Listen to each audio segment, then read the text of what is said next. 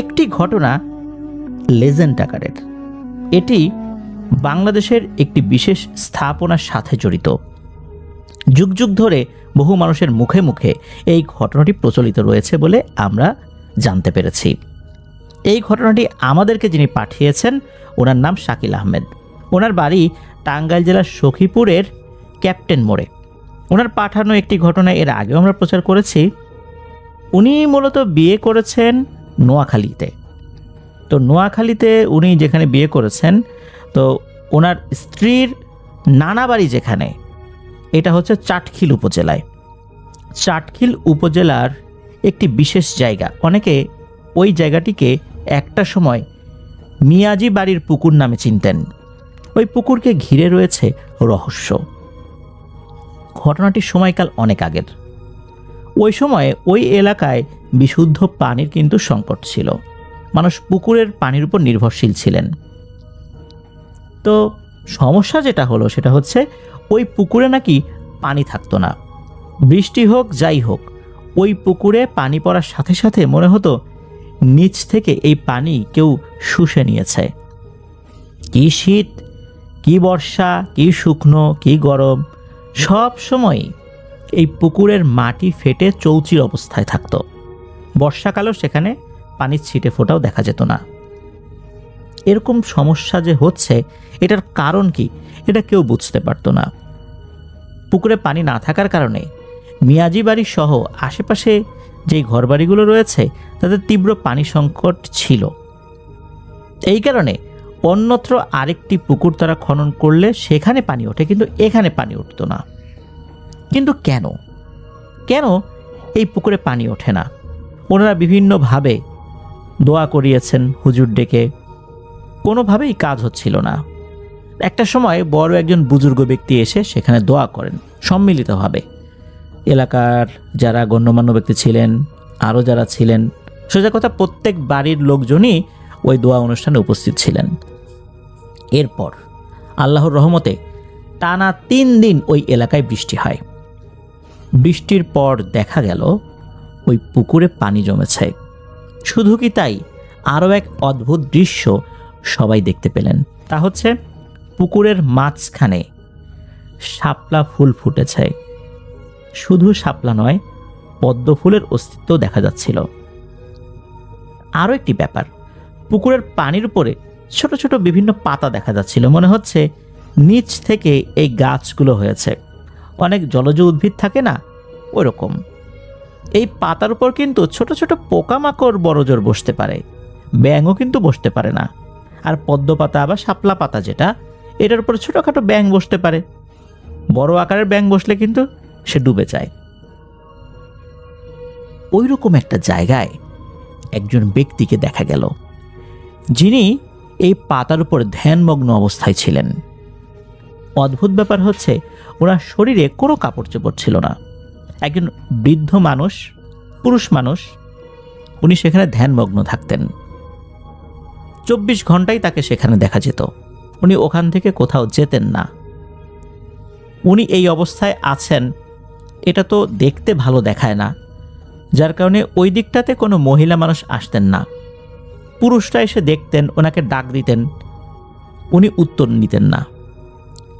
যেহেতু উনি ধ্যানমগ্ন অবস্থায় থাকতেন, মাঝে মাঝে দেখা যেত যে উনি ওই ছোট ছোট পাতার উপরেই অনায়াসে সিজদা দিচ্ছেন, নামাজ পড়ছেন ওই অবস্থাতেই। মানুষজন তো তখন ওই এলাকায় আশেপাশে ওরকম ছিল না। শোনা যায় ওই সময় মাত্র 7টি পরিবার আশেপাশে ছিল।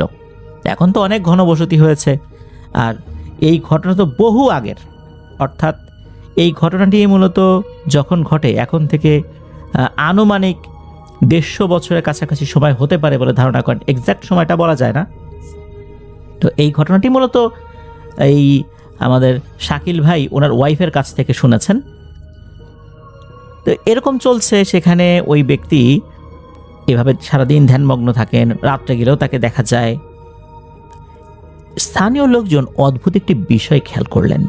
তা হচ্ছে ওই ব্যক্তি যেখানে ধ্যানমগ্ন আছেন তার পাশ দিয়ে বেশ কিছুটা জায়গা জুড়ে মনে হচ্ছে পানির নিচ থেকে ইট ভেসে উঠছে।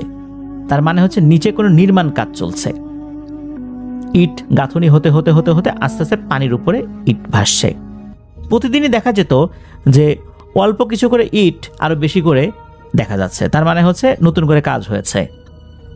এভাবে প্রতিদিনই সেখানে হচ্ছে, মনে হচ্ছে যে পানির নিচ থেকে একটি মসজিদ আস্তে আস্তে ভেসে উঠছে বা তৈরি হচ্ছে। হতে হতে দেখা গেল যে সেখানে গম্বুজের মতো হয়ে যায়, পরিপূর্ণ একটি মসজিদ হয়ে যায়। খুব বেশি দিন লাগে নাই, অল্প কিছু দিনের মধ্যেই। এরপর ওই ব্যক্তি প্রথমবারের মতো এলাকার লোকদের সাথে কথা বলেন। ওই ব্যক্তি ওখান থেকে হেঁটে, পানির উপর দিয়েই হেঁটে পাড়ে চলে আসেন। পাড়ে উঠে উনি হাঁটতে থাকেন সামনের দিকে। বোঝাই যাচ্ছে উনি এখান থেকে চলে যাবেন। চলে যাবার জন্য যখন হাঁটা শুরু করলেন, আশেপাশে বিভিন্ন মানুষজন ওনাকে দেখছিলেন। দিনের বেলাতেই কিন্তু উনি চলে যাচ্ছেন। প্রথমবারের মতো উনি ইশারা দিয়ে কিছু মানুষকে ডাকলেন।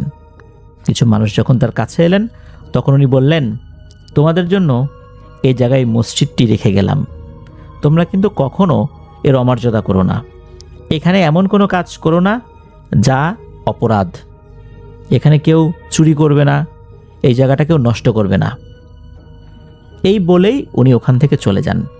তবে লোকজন দেখছিলেন উনি যেদিক দিয়ে হাঁটছিলেন, হাঁটতে হাঁটতে উনি নদীর দিকে চলে গেলেন এবং সবার সামনেই নদীর পানির উপর দিয়ে উনি হাঁটতে হাঁটতে কোথায় যেন হারিয়ে গেলেন। ওনাকে পরবর্তীতে আর কোথাও দেখা যায়নি। তো এই যে মসজিদটা, এই মসজিদটাতে উনি বলেছিলেন যে 5 ওয়াক্ত নামাজ পড়তে হবে। এলাকাবাসীর দায়িত্ব এটা থাকলো সবাই যেন এখানে এসে নামাজ পড়ে।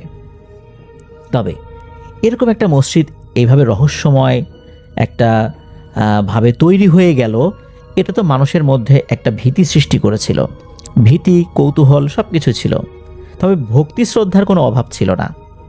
আস্তে আস্তে 1-2 করে ওই মসজিদে গিয়ে সালাত আদায় করতে শুরু করলেন। এরপর দেখা গেল অনেক মানুষই সেখানে এসে নামাজ আদায় করতে থাকেন। সমস্যা দেখা দিত ভোরবেলা। ফজরের আজান যিনি দিবেন, উনি আসতে সহজে সাহস পেতেন না, মানে সাহসে কোলাতো না আর কি। কেন কোলাতো না, এর পেছনে আর একটা কারণ রয়েছে। তা হচ্ছে তাহাজ্জুদের নামাজের জন্য একটা আজান হয়। এই আজানটা আমাদের দেশে ওভাবে প্রচলিত না। মধ্যপ্রাচ্যের বিভিন্ন দেশগুলোতে তাহাজ্জুদের নামাজের আজান হয়। তো ওখানে নাকি জিনেরা অনেক ভোরবেলা তাহাজ্জুদের নামাজের আজান দিত। তখন আশেপাশে যে সমস্ত ঘরবাড়ি ছিল তারা সেই আজানটা শুনতে পেতেন। আবার দেখা যেত ফজরের আজান কেউ দিতে আসেনি, কিন্তু ফজরের আজানের সময় হয়ে গেছে, তখনও ফজরের আজানের ধ্বনি ভেসে আসতো। কে আজান দিয়েছে পরবর্তীতে তাকে খুঁজে পাওয়া যায় না। একজন আরেকজনকে প্রশ্ন করত, কোনো ব্যক্তিকেই খুঁজে পাওয়া যেত না যে কে আজান দিয়েছে। তখন তারা বুঝতে পারলেন যে এখানে অনেক পরহেজগার জিনেদের আনাগোনা রয়েছে, যারা এখানে আসেন, তাহাজ্জুদের সালাত আদায় করেন, ফজরের নামাজ পড়েন, অন্যান্য নামাজে হয়তো বা শরীক থাকে, তো ওনারা তো আর বুঝতে পারেন না। তো এইভাবে কিন্তু মসজিদটা আস্তে আস্তে আবাদ হয়ে যায়। ওখানে কিন্তু সবাই এই মসজিদের সম্মান রক্ষার্থে যথেষ্ট সচেতন। এটা কিন্তু এখনও রয়েছে। ওই মসজিদে কিন্তু কোনো ধরনের অপকর্ম করা নিষেধ। 2টি ঘটনা চালু আছে। তা হচ্ছে একজন ব্যক্তি, ওই ব্যক্তি বহু বছর পর ওই মসজিদের যেই দান বক্স, সেখান থেকে কিছু টাকা চুরি করেছিলেন। টাকা চুরি করার পরপরই তার হাতের আঙ্গুলগুলো বেঁকে যায় এবং হাতে তীব্র যন্ত্রণা শুরু হয়ে যায়। যখন উনি বুঝতে পারলেন যে এই কারণে এটা হয়েছে, তখন উনি ওই মসজিদের দায়িত্বে থাকা কমিটির কিছু লোকজনের কাছে বিষয়টা বলেন যে উনি তো এই কাজটা করছেন, এই কারণে এরকম হয়ে গেছে। তখন কমিটির লোকজন ওনাকে অত্যন্ত কটু কথায় বকাঝকা করেছিলেন যে তুমি এইরকম একটা কাজ কিভাবে করতে পারলা? তুমি জানো না যুগের পর যুগ ধরে আমরা এই মসজিদের সম্মান রক্ষা করে আসছি, এখানে এই ধরনের কাজ করা নিষেধ। তুমি তো পুরোপুরি নষ্ট হয়ে গেছো, তুমি একটা নষ্ট মানুষ। তা না হলে এই কাজটা তুমি করতে পারতা না। তুমি তো এটা জানতা, জেনে শুনে তুমি এই কাজটা করছো লোভে পড়ে। তোমার আহামরি এমন কোনো অভাব নাই যার কারণে তোমাকে এই দান বক্সে এসে হাত দিতে হবে চুরি করার জন্য। তোমার সমস্যা তুমি আমাদেরকে বলতা, তুমি এই কাজটা কেন করতে গেছো? তুমি নষ্ট। এই যে নষ্ট নামটা চলে আসছে, এখনও ওই ব্যক্তি জীবিত আছেন, সবাই তাকে নাকি নষ্ট নামেই চেনে। সবাই জানে যে উনি এই কাজটি করেছিলেন।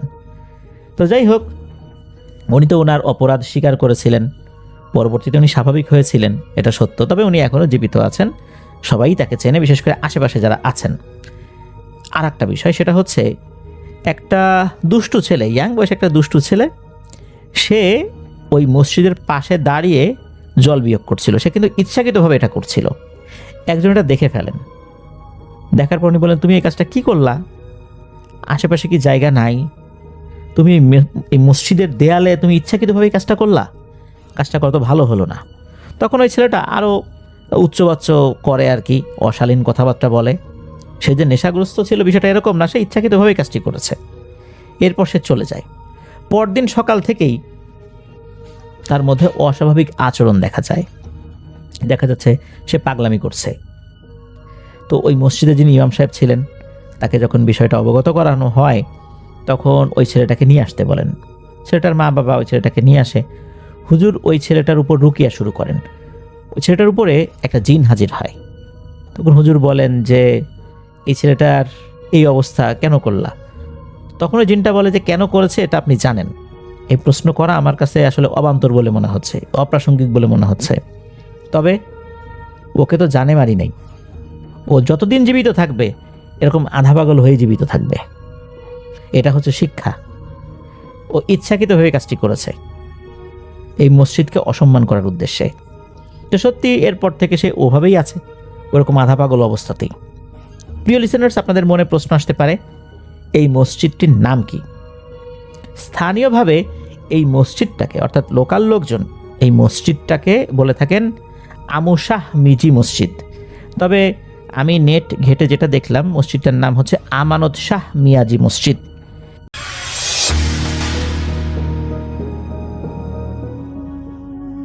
এই ঘটনাটি আমাদেরকে যিনি পাঠিয়েছেন তার নাম মুন্না নীল। ওনার বাড়ি নীলফামারী জেলার কিশোরগঞ্জ উপজেলার চাঁদখানা ইউনিয়নের নগরবন্দ গ্রামে। ঘটনাটি ওনার নিজের সাথেই ঘটে যাওয়া।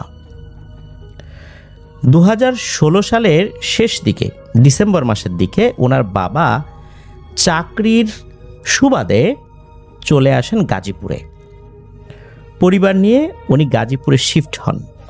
তবে সেখানে এই মুন্না ভাইয়ের লেখাপড়াতে ব্যাঘাত হতে পারে এই চিন্তা করে তাকে পাঠিয়ে দেওয়া হয় নীলফামারীতে তার নানার বাড়িতে। তো দাদার বাড়ি কিশোরগঞ্জ উপজেলায় হলেও নীলফামারী সদর উপজেলাতেই কিন্তু তার নানার বাড়ি ছিল। নানার বাড়িতে থেকে লেখাপড়া করবেন এমনটাই সিদ্ধান্ত হয়। উনি 2017 সালের শুরুর দিকে লোকাল একটি কিন্ডারগার্টেন স্কুলে ক্লাস 3-তে ভর্তি হন। সেখানে উনি ক্লাস 5 পর্যন্ত লেখাপড়া করেন। 2020 সালে ক্লাস 6-এ নীলফামারী সরকারি উচ্চ বিদ্যালয়ে উনি ভর্তি হন। নানার বাড়ি থেকে এই স্কুলের দূরত্ব 10 থেকে 12 কিলোমিটার। প্রতিদিন আসা যাওয়া করা ক্লাস 6-এর একটা বাচ্চা ছেলের জন্য নিঃসন্দেহে অনেক কঠিন ব্যাপার। আর ওনার যে স্কুল, সেই স্কুলে কিন্তু হোস্টেলও ছিল। স্কুলটা প্রতিষ্ঠিত হয় অনেক আগে, ব্রিটিশ পিরিয়ডে, কিন্তু এই যে হোস্টেলটা প্রতিষ্ঠিত হয়েছিল 2001 সালে। 4 তলা বিশিষ্ট একটা হোস্টেল। ওই হোস্টেলের সবাই সিট পেত না, শুধু যাদের বাড়ি দূরে তাদেরকেই সেখানে অ্যালাউ করা হতো। তো ওনার যেই রুম, এই রুমটা ছিল 3 তলাতে। 3য় তলার 2 নাম্বার রুমে ওনাকে থাকতে দেওয়া হয়। লেখাপড়া চলছে, সব কিছুই ঠিকঠাক, আল্লাহর রহমতে কোনো সমস্যা নাই। এভাবে কিন্তু উনি ক্লাস 6, 7, 8, 9, 10-এ উঠেছেন। আর ঘটনাটি ঘটে মূলত 2025 সালের 18ই রমজানে। সেখান থেকেই শুরু, অর্থাৎ এই 2025 সালের রমজান মাসের ঘটনা এটা। উনি কিন্তু ছোটবেলা থেকেই ক্রিকেট খেলার প্রতি ব্যাপক একটা নেশা তৈরি করেছিলেন, আগ্রহের একটা জায়গা তৈরি করেছিলেন। খেলতে পারতেনও ভালো, তবে উনি মূলত উইকেট কিপারের দায়িত্বে থাকতেন। পিছনে এই যে বল কিপিং করে যারা, তো এই কাজটা উনি করতেন। দেখা যেত যে বল যদি পেছন দিকে চলে যেত, এটা নিয়ে আসার দায়িত্বটা ওনার উপরেই পড়তো। বিভিন্ন সময় তো খেলাধুলা করেছেন, এক একজন এক এক রকমভাবে বলটা ব্যাট দিয়ে হিট করে, এক এক জায়গায় যায়। ফিল্ডাররা নিয়ে আসে, ওনাকে কিন্তু সেভাবে যেতে হতো না। হ্যাঁ, যেতে হতো, মাঝে মাঝে যেতে হতো। এই যে এতদিন ধরে খেলছেন, তেমন কোনো সমস্যা কিন্তু হয়নি। তো ওনাদের যে হোস্টেলটা, এই হোস্টেল পেছন সাইডে আসলে কেউ যেতে চাইতো না। নর্মালি কারো যাওয়ার প্রয়োজনও হতো না। পেছনটা বেশ জঙ্গল টাইপের আর কি, ওখানে কেউ যেতেও না, প্রয়োজনও হতো না। উনি কিন্তু কখনোই এই এত বছরে পেছন দিকটাতে যান নাই। তবে ওনার যে রুমটা ছিল, এই রুমে ওনার যেই বিছানাটা ছিল এটা উত্তর দক্ষিণ বরাবর ছিল। রুমের যেই জানালা এটা কাচের ছিল, সেখান দিয়ে কিন্তু ওই জঙ্গলটা দেখা যেত। রাতের বেলা তো হরহামেশাই নজর পড়তই। জানালাটা খোলাও রাখতেন গরমকালে বাতাস আসার জন্য, কিন্তু কখনো কিন্তু কোনো প্যারানর্মাল সমস্যা ওনার সাথে হয়নি। এখন ওই সময় যখন খেলছিলেন, তখন হয় কি, যিনি ব্যাটসম্যান ছিলেন উনি আসলে বেশ কবজিতে জোরওয়ালা মানুষই ছিলেন বলতে হবে। এমনভাবে বলটা হিট করেছেন, ওই বলটা 4 তলার উপর দিয়ে পেছনে গিয়ে পড়ে। এরকম কিন্তু কখনো হয়নি। সাধারণত যত জোরেই আঘাত করা হোক 4 তলার উপর দিয়ে পেছনে গিয়ে পড়বে, এমনটা ইতোপূর্বে হয়নি। এখন সবার তো আর একরকম শক্তি থাকবে, বিষয়টা এরকম না। হয়তো সে পেরেছে, আর এটাও অস্বাভাবিকও কিছু না। যেহেতু বলটা পেছন দিকে চলেই গেছে, বলটা তো আনতে হবে। ওনারা কিন্তু রমজান মাসে আসরের নামাজ পড়ে অল্প কিছুক্ষণ খেলতেন, এরপর ইফতার করার জন্য চলে আসতেন। প্রতিদিনই তো খেলতেন, তার রমজান মাসে ওভাবেই ওনারা খেলতেন, ওভাবে মেনটেন করতেন সময়টা। এই সাইডটা ছিল ওনার পেছন দিকে। এই জন্য সবাই বলছে যে এই মুন্না যা বল নিয়ে, বল নিয়ে। আর মুন্না ভাই তো বল আনতে যেতে চান না, কেননা ওই জায়গাটা আসলে মানুষ শূন্য, তো কেউ যেত না, জঙ্গলের মতো। উনি বললেন যে আমি একা একা যাবো না, আমার সাথে লোক লাগবে। কেউ আর যেতে চায় না, বলে না তোকেই আনতে হবে। উনিও যেতে চান না। এইভাবে বেশ কিছুক্ষণ কথা কাটাকাটি হওয়ার পর উনি চিন্তা করেন, ধুর যাই তো, কি হবে, নিয়ে আসি। বলটা উনি আনার জন্য ওই দিকটাতে গিয়েছেন। তখন তো সন্ধ্যা লাগে না, ইফতারের আরও বেশ কিছুক্ষণ আগে, আসরের ঠিক পরপর। আলো তখন বেশ ভালোই ছিল। উনি অনায়াসেই বলটা খুঁজেও পেয়ে যান। উনি যখন বলটা হাত দিয়ে উঁচু করেছেন, তখনই মনে হলো ওনার শরীরটা কেন যেন একটু ভার হয়ে গেল। শরীরটা মনে হচ্ছে কেঁপে উঠল হঠাৎ করেই। ওনার কাছে মনে হলো উনি এমন একটা জায়গায় আছেন, এই জায়গাটা মনে হচ্ছে কোনো একটা কবরস্থানের মতো। উঁচু উঁচু জায়গা মনে হচ্ছে আশেপাশে রয়েছে। আসলে বিষয়টা তো এরকম না। এই জায়গা তো উনি জানালা দিয়ে সবসময় দেখেন। হঠাৎ করে ওনার কাছে এমনটা মনে হয়। উনি দ্রুত ওখান থেকে চলে আসেন, আবার খেলা শুরু করেন। কিছু সময় খেলার পর ওনারা ইফতার করার জন্য আবার হোস্টেলে চলে যান। ইফতার করেন, মাগরিবের নামাজ পড়েন, এরপরে কিছুক্ষণ লেখাপড়া করেন, আবার এশার নামাজ, তারাবি এটার জন্য চলে যান। তো সব কিছু শেষ করে রাতের খাবার খেয়ে শুয়ে পড়েছেন। তাড়াতাড়ি শুয়ে পড়তে হবে, সকাল সকাল উঠতে হবে, বলতে সাহরি করতে হবে। এই জন্য ওনারা মোটামুটি তাড়াতাড়ি শুয়ে পড়তেন, শুয়ে পড়ছেন। উনি যখন শুয়ে পড়েছেন, তখন ওনার রুমে কিন্তু মাত্র একজন ছিল। ওনাদের ওই রুমটাতে 3 জন ছিল, সবসময় 3 জন থাকতো। তবে একজন ওই সময় অনুপস্থিত ছিল, তার নাম হচ্ছে রিশাদ, যে 9ম শ্রেণীতে পড়তো। আর ওনাদের ব্যাচে একজন পড়তো, তার নাম হচ্ছে আবু বকর। এই আবু বকরটা ছিল, রিশাদ বাড়িতে চলে গিয়েছিল। এই আবু বকর কিন্তু তখন ঘুমাচ্ছিল, মুন্না ভাইও ঘুমাচ্ছিলেন। হঠাৎ করে মুন্না ভাই চোখ খোলেন, কেন জানি ওনার ঘুম ভেঙে যায়। উনি হালকা হালকা একটু ঘুমে আসছিলেন, সেটাও চলে যায়, ওই ভাবটা, তন্দ্রাচ্ছন্ন ভাবটা চলে যায়। উনি চোখ খুলে দেখতে পান যে একটা নারী অবয়বের মতো কিছু একটা, চুল মনে হচ্ছে বাতাসে ভাসছে, চোখ দুটো দেখা যাচ্ছে, বড় বড় চোখ। ওই জিনিসটা কি করলো, সোজা বাতাসে ভেসে এসে ওনার 2 হাত চেপে ধরলো। হাত চেপে ধরে ওনার ঘাড়ে এমন একটা কামড় বসালো, প্রচণ্ড যন্ত্রণা ওনার হচ্ছিল। যন্ত্রণায় কুকড়ে উঠলেন, উনি চিৎকার দিয়ে উঠলেন। এই চিৎকারে ওনার পাশে যেই আর একটা বেড রয়েছে আবু বকর, তার ঘুম ভেঙে যায়।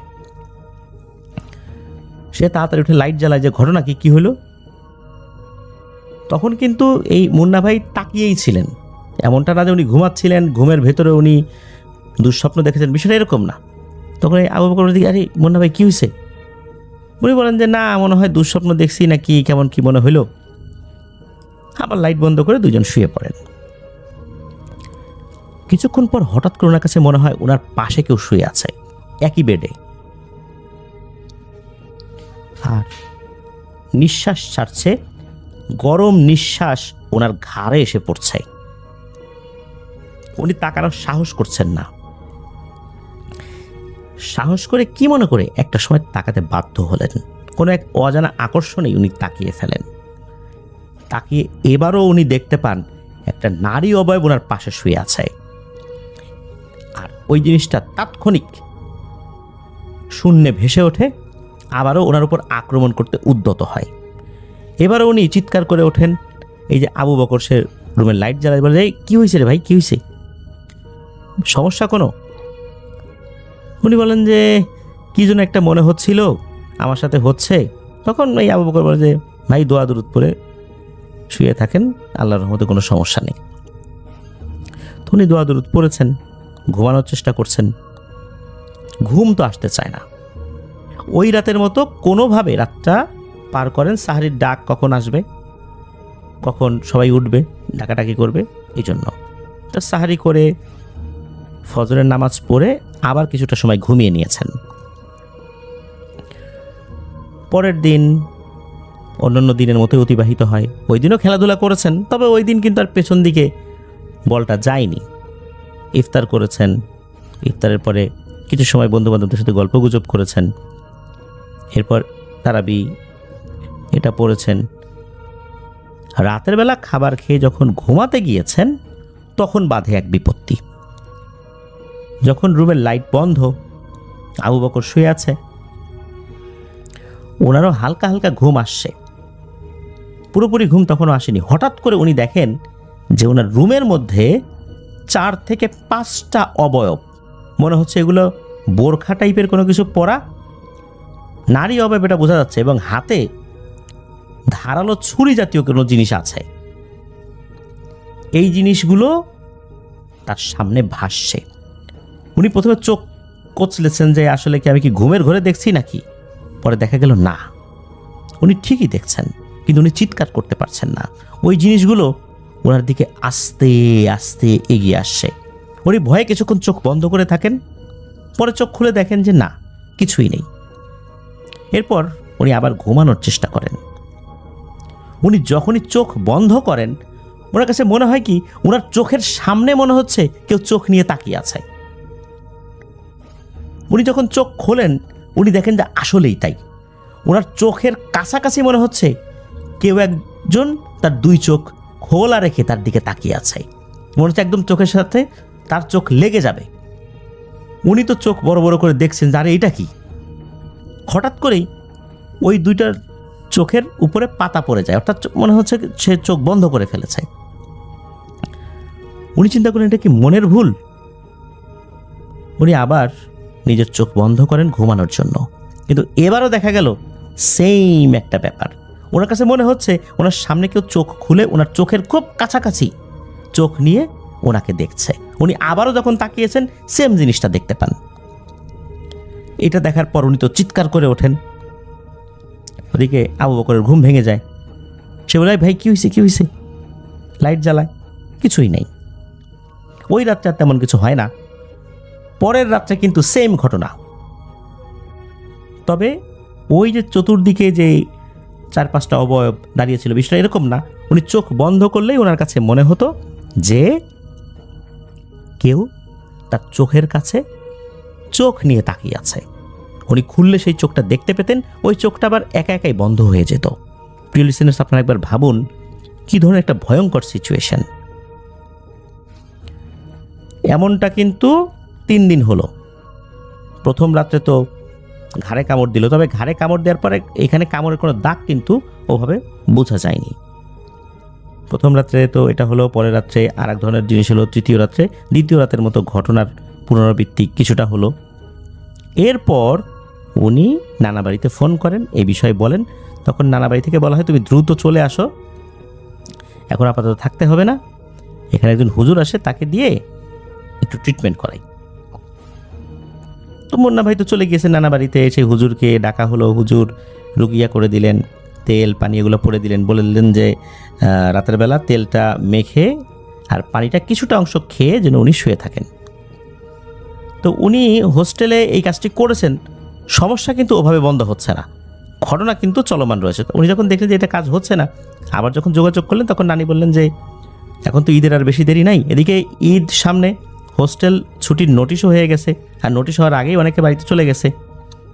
তারা তো আর এমন না যে অনেক দূর দূরান্তে বিভিন্ন জেলাগুলোতে বাড়ি, হ্যাঁ আছে, দিনাজপুরে বাড়ি আছে কারো কারো, তবে ঢাকাতে যেরকম সারা বাংলাদেশের লোকজন আসে ওখানে তো সেটা না, অনেকেই বাড়িতে চলে গেছে আর কি, অল্প কিছু লোকজন ছিল। তো উনি চিন্তা করলেন যে হয়তোবা এই হোস্টেল কেন্দ্রিক যেহেতু ঘটনাটার সূত্রপাত, এই জন্য কোনো কাজ সেভাবে হচ্ছে না। উনি বাড়িতে চলে যান। বাড়িতে চলে যাবার পর আবার উনি যখন এই রুকিয়ার পানি তেল এই জিনিসগুলো উনি ব্যবহার করা শুরু করেন, আস্তে আস্তে এই সমস্যাটা চলে যায়। আল্লাহর রহমতে উনি পরিপূর্ণভাবে সুস্থ হয়ে যান। এরপর থেকে ওনার সাথে আর কোনো ধরনের কোনো ভয়ের ঘটনা ঘটেনি। প্রিয় লিসেনার্স,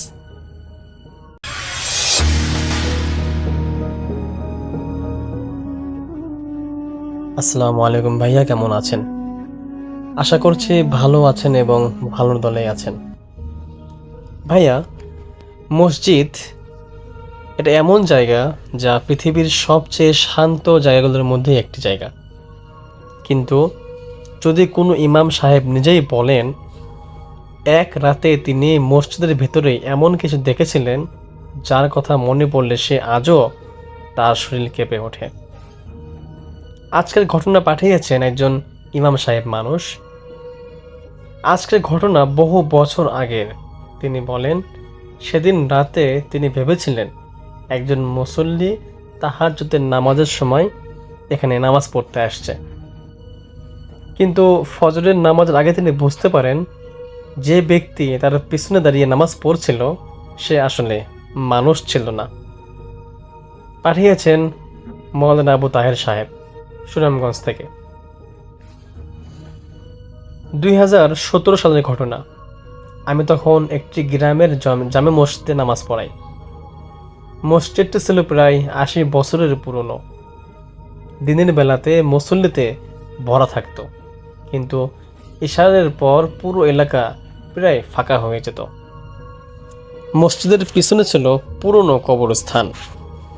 গ্রামের বয়স্ক লোকেরা প্রায় বলতেন, হুজুর রাতের বেলা একা বেশি সময় থাকবেন না। আমি এসব কথায় খুব একটা গুরুত্ব দিতাম না। এক শীতের রাতে এশার নামাজ শেষ করে সবাই চলে যায়। আমি থেকে যাই মসজিদে, কারণ পরদিন জুমার খুতবার প্রস্তুতি নিতে হবে। রাত বাড়তে থাকে, 11টা, 12টা, 1টা, এভাবে পুরো মসজিদ যেন নিস্তব্ধ হয়ে যায়। হঠাৎ দরজার বাহিরে কারো হাঁটার শব্দ পেলাম, ধাপ ধাপ করে। আমি প্রথমে মনে করেছিলাম যে হয়তো কোনো মুসল্লি আসছে, কিন্তু এত রাতে সাধারণত কেউ আসে না। কিছুক্ষণ পর মসজিদের দরজা ধীরে ধীরে খুলল। একজন লোক ভিতরে ঢুকলো, সাদা পাঞ্জাবি, সাদা টুপি, মাথা নিচু করে। লোকটি কিছু না বলে শেষ কাতারে গিয়ে দাঁড়ালো। আমি জিজ্ঞাসা করলাম, ভাই কিছু বলবেন? কোনো উত্তর নেই। আমি ভাবলাম হয়তো তাহাজ্জুদ পড়তে আসছে, তাই আমি আর কিছু এক্সট্রাভাবে জিজ্ঞাসা করলাম না। রাত তখন প্রায় 2টা বেজে গেছে। আমি কোরআন তেলাওয়াত করতেছিলাম। হঠাৎ খেয়াল করলাম লোকটা এখনও একই জায়গায় দাঁড়িয়ে আছে, একটুও নড়েনি। আমার কেমন যেন অস্বস্তি লাগতে শুরু করলো। আরও কিছুক্ষণ পর আমি আবার তাকালাম, দেখলাম লোকটা এখনও দাঁড়িয়ে আছে, একই ভঙ্গিতে, একইভাবে। তখন আমি উঠে তার দিকে হাঁটতে শুরু করলাম। আমি যত কাছে এগোচ্ছি আমার বুক তত ভারী হয়ে আসছে। লোকটার কাছে গিয়ে বললাম, ভাই আপনার কি শরীর খারাপ? সে ধীরে ধীরে মাথা তুলল, আর আমি জমে গেলাম, কারণ তার মাথায় বা তার মুখে কোনো চোখ ছিল না। চোখের জায়গায় শুধু কালো অন্ধকার। আমার গলা শুকিয়ে গেল। আমি এক পা পিছিয়ে এলাম। ঠিক তখনই সেই ব্যক্তিটা প্রথম কথা বলল, হুজুর। যার গলা ছিল একদম মানুষের মতো না, মনে হলো অনেকগুলো গলা একসাথে কথা বলছে যেন। এবং তিনি বললেন, হুজুর, আজান হতে আর কত দেরি আছে? আমি কোনো উত্তর দিতে পারলাম না। সে আবারও বলল, আমি অনেক দিন ধরে অপেক্ষা করছি। ঠিক তখন পুরো মসজিদের বাতি কয়েকবার জ্বলে নিভে উঠল। আমি দ্রুত আয়াতুল কুরসি পড়তে শুরু করলাম। লোকটা ধীরে ধীরে হাসলো, তারপর সে পিছিয়ে যেতে লাগলো। কিন্তু তার পা কোনোভাবেই মাটিতে লাগছিল না। সে ভাসতে ভাসতে শেষ কাতার দিকে চলে গেল, আর তারপর অদৃশ্য হয়ে গেল। পুরো মসজিদ ফাঁকা হয়ে গেল। আমি ভাবলাম হয়তো আজকের মতো এখানে ঘটনা শেষ। কিন্তু আসল ভয় তখনও বাকি ছিল। রাত প্রায় 3:30। হঠাৎ মসজিদের মাইকে হালকা শব্দ, কিন্তু মাইক তো বন্ধ ছিল। স্পিকারের ভিতরে কেউ খুব ধীরে ধীরে একটা গলা শোনা গেল, হুজুর। আমি স্থির হয়ে গেলাম। আমি এখনো শেষ কাতারে দাঁড়িয়ে আছি। আমি তাকালাম, শেষ কাতারটা ফাঁকা, সেখানেও কেউ নেই। কিন্তু মেঝের ওপরে এক জোড়া ভেজা পায়ের ছাপ, আর সেই ছাপ ধীরে ধীরে সামনে এগিয়ে আসছে, যেন অদৃশ্য কেউ হাঁটছে। 1 কাতার, 2 কাতার, 3 কাতার আমার দিকে আসছে। আমি জোরে জোরে কোরআনের আয়াত পড়তে শুরু করলাম। হঠাৎ আজানের সময় হয়ে গেল। আমি সাহস করে মাইকের সামনে দাঁড়ালাম। আল্লাহু আকবার, আল্লাহু আকবার। যখন আমি আজানের প্রথম শব্দ উচ্চারণের সঙ্গে সঙ্গে পুরো মসজিদ কেঁপে উঠল, আর সেই পায়ের ছাপগুলো এক মুহূর্তেই অদৃশ্য হয়ে গেল।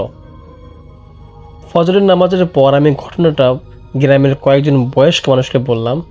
তখন একজন বৃদ্ধ লোক চুপচাপ বললেন, 40 বছর আগে একজন অচেনা লোক এই মসজিদে আসছিল।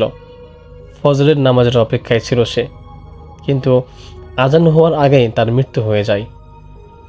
তারপর থেকে মাঝে মাঝে শেষ কাতারে একজন মুসল্লিকে দেখা যায়। সে নাকি এখনো ফজরের নামাজের অপেক্ষা করছে। আজও যখন আমি ফজরের আজান দেই, মাঝে মাঝে মনে হয় শেষ কাতারে কেউ একজন দাঁড়িয়ে আছে, মাথা নিচু করে অপেক্ষাও করছে আজানের। যাই হোক ভাইয়া, মসজিদ আল্লাহর ঘর, কিন্তু পৃথিবীতে এমন অনেক ঘটনা আছে যার ব্যাখ্যা মানুষ সবসময় দিতে পারে না। আজ যদি কখনো গভীর রাতে কোনো ফাঁকা মসজিদে যান আর শেষ কাতারে কাউকে দেখেন দাঁড়িয়ে থাকতে, তাহলে ভালো করে তাকাবেন, কারণ সে হয়তো আপনার মতো একজন মুসল্লি নাও হতে পারে। আজকের মতো এতটুকুই। দেখা হচ্ছে পরবর্তী কোনো এপিসোডে।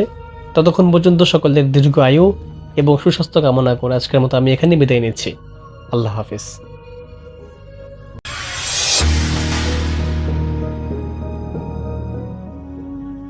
আমি চলে যাব শরীফ আহমেদের পাঠানো ঘটনায়। তিনি এটি তার নানাবাড়ির একটি ঘটনা আমাদের সাথে শেয়ার করেছেন। তো শরীফ তার নানাবাড়ি এলাকার 2 জন ভাইয়ের সাথে ঘটা একটি ঘটনা আমাদের সাথে শেয়ার করেছেন। তিনি 2 ভাইয়ের ছদ্মনাম ব্যবহার করেছেন। এক ভাইয়ের নাম তিনি লিখেছেন কামাল, আরেক ভাইয়ের নাম লিখেছেন ইসমাইল। এবং এই 2 ভাইয়ের সাথে একটি ঘটনা ঘটে। তিনি আমাকে রিকোয়েস্ট করেছেন আমি যেন আমার মতো করে ঘটনাটা আপনাদের কাছে শেয়ার করি। তো কামাল আর ইসমাইল তারা 2 ভাই ছিল এবং তারা ওইখানে একটা গৃহস্থ পরিবারের সদস্য ছিল। তাদের পরিবারটা গৃহস্থ পরিবার। তারা মোটামুটি ওখানে কৃষি কাজ করে তাদের দিনপাত করতো, আর কিছুটা মাছ ধরার উপরে তারা ডিপেন্ডেন্ট ছিল, কারণ কামালের নানাবাড়ি যে এলাকাটা সেটা দেখা যাচ্ছে বেশ খানিকটা মানে নদী নির্ভর জায়গা।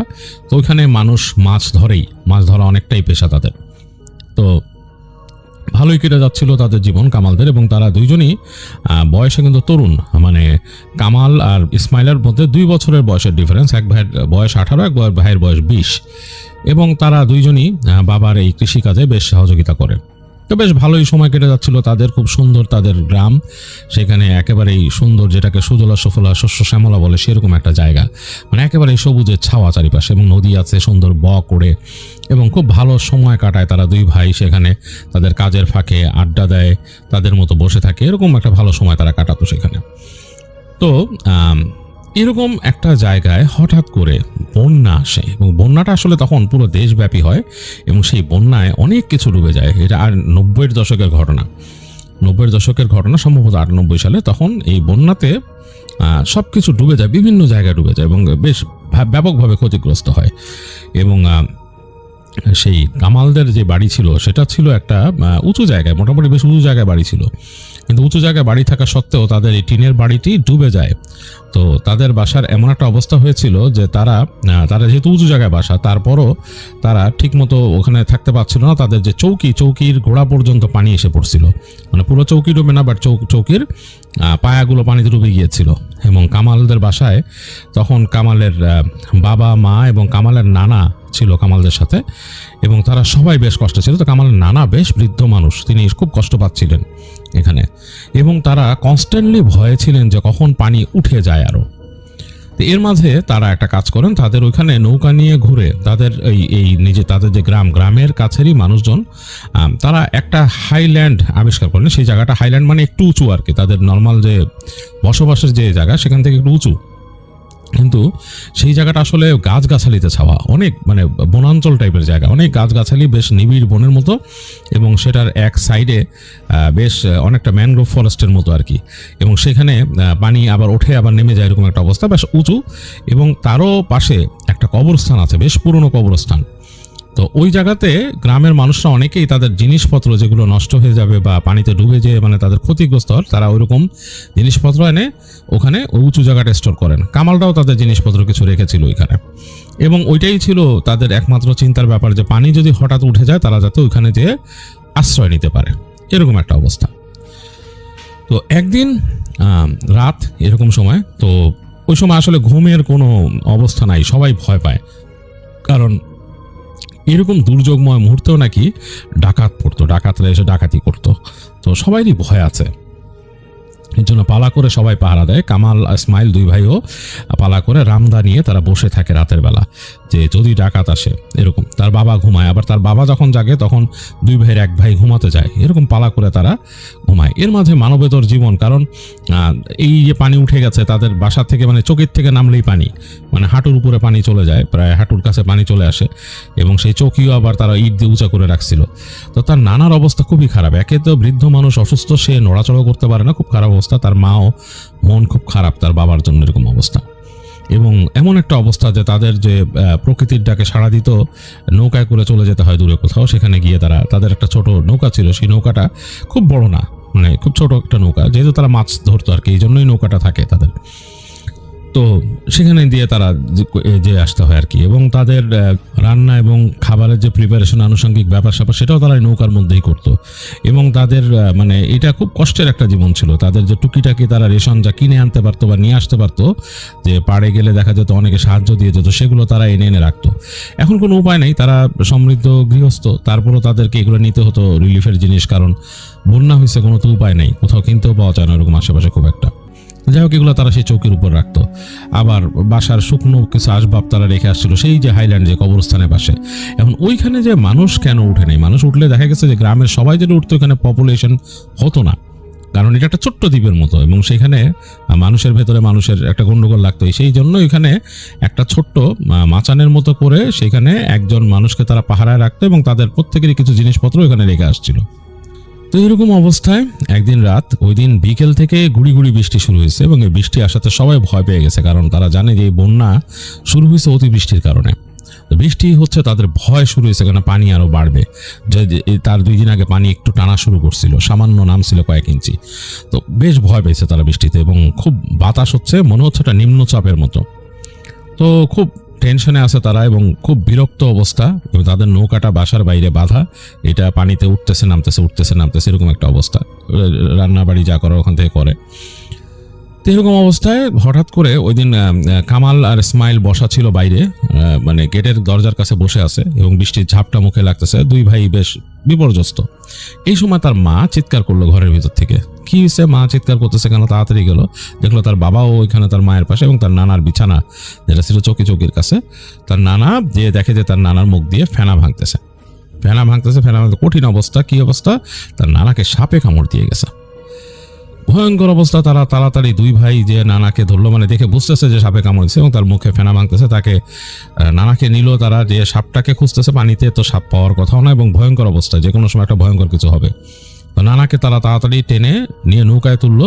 বোঝা যাচ্ছে যে নানা মানে থাকবে না আর কি, যেরকম একটা অবস্থা। এবং সত্যিকার অর্থে তারা নৌকায় নিতেই তারা বুঝতে পারলো যে নানার হার্টবিট নাই। দুই ভাই তার পালস দেখতেছে নাই। এখন কি করবে? এর মাঝে বৃষ্টি পড়তেছে। তো নানাকে তারা ঢাকলো, তাদের কাছে বাসায় তিরপল ছিল, তিরপল দিয়ে ঢাকলো নানার শরীরটা এবং বললো যে এখন কি করা যায়। তো তার বাবা বললো যে পাশের ওই জায়গায় এই কবিরাজের ঘর আছে, কবিরাজের কাছে নিয়ে যা তোর নানারে দেখ। তো তারা ওই নৌকা ওইখান থেকে ওই বৃষ্টির মধ্যে বাইতে দুই ভাই নৌকার মানে যে ছই আছে, ছইয়ের নিচে নানাকে শোয়ায় তারা দুই ভাই এবার পলিথিন দিয়ে ঢেকে রাখছে পাশে, যাতে ভিজে না যায় পুরা। তো নৌকা বাইতে নিয়ে গেলো সে কবিরাজের ওখানে, কবিরাজের বাসাতে। কবিরাজের বাসার অবস্থা খারাপ। কবিরাজের নিজেও বেরোয় আসলো, এসে নৌকা উঠলো, উঠে দেখে বললো যে তোমাদের নানা তো আর নাই, শেষ, আর কিছু করার নাই, মারা গেছে। এমনি দুর্বল ছিল, বিষের ক্রিয়াতে একদম মিশে গেছে।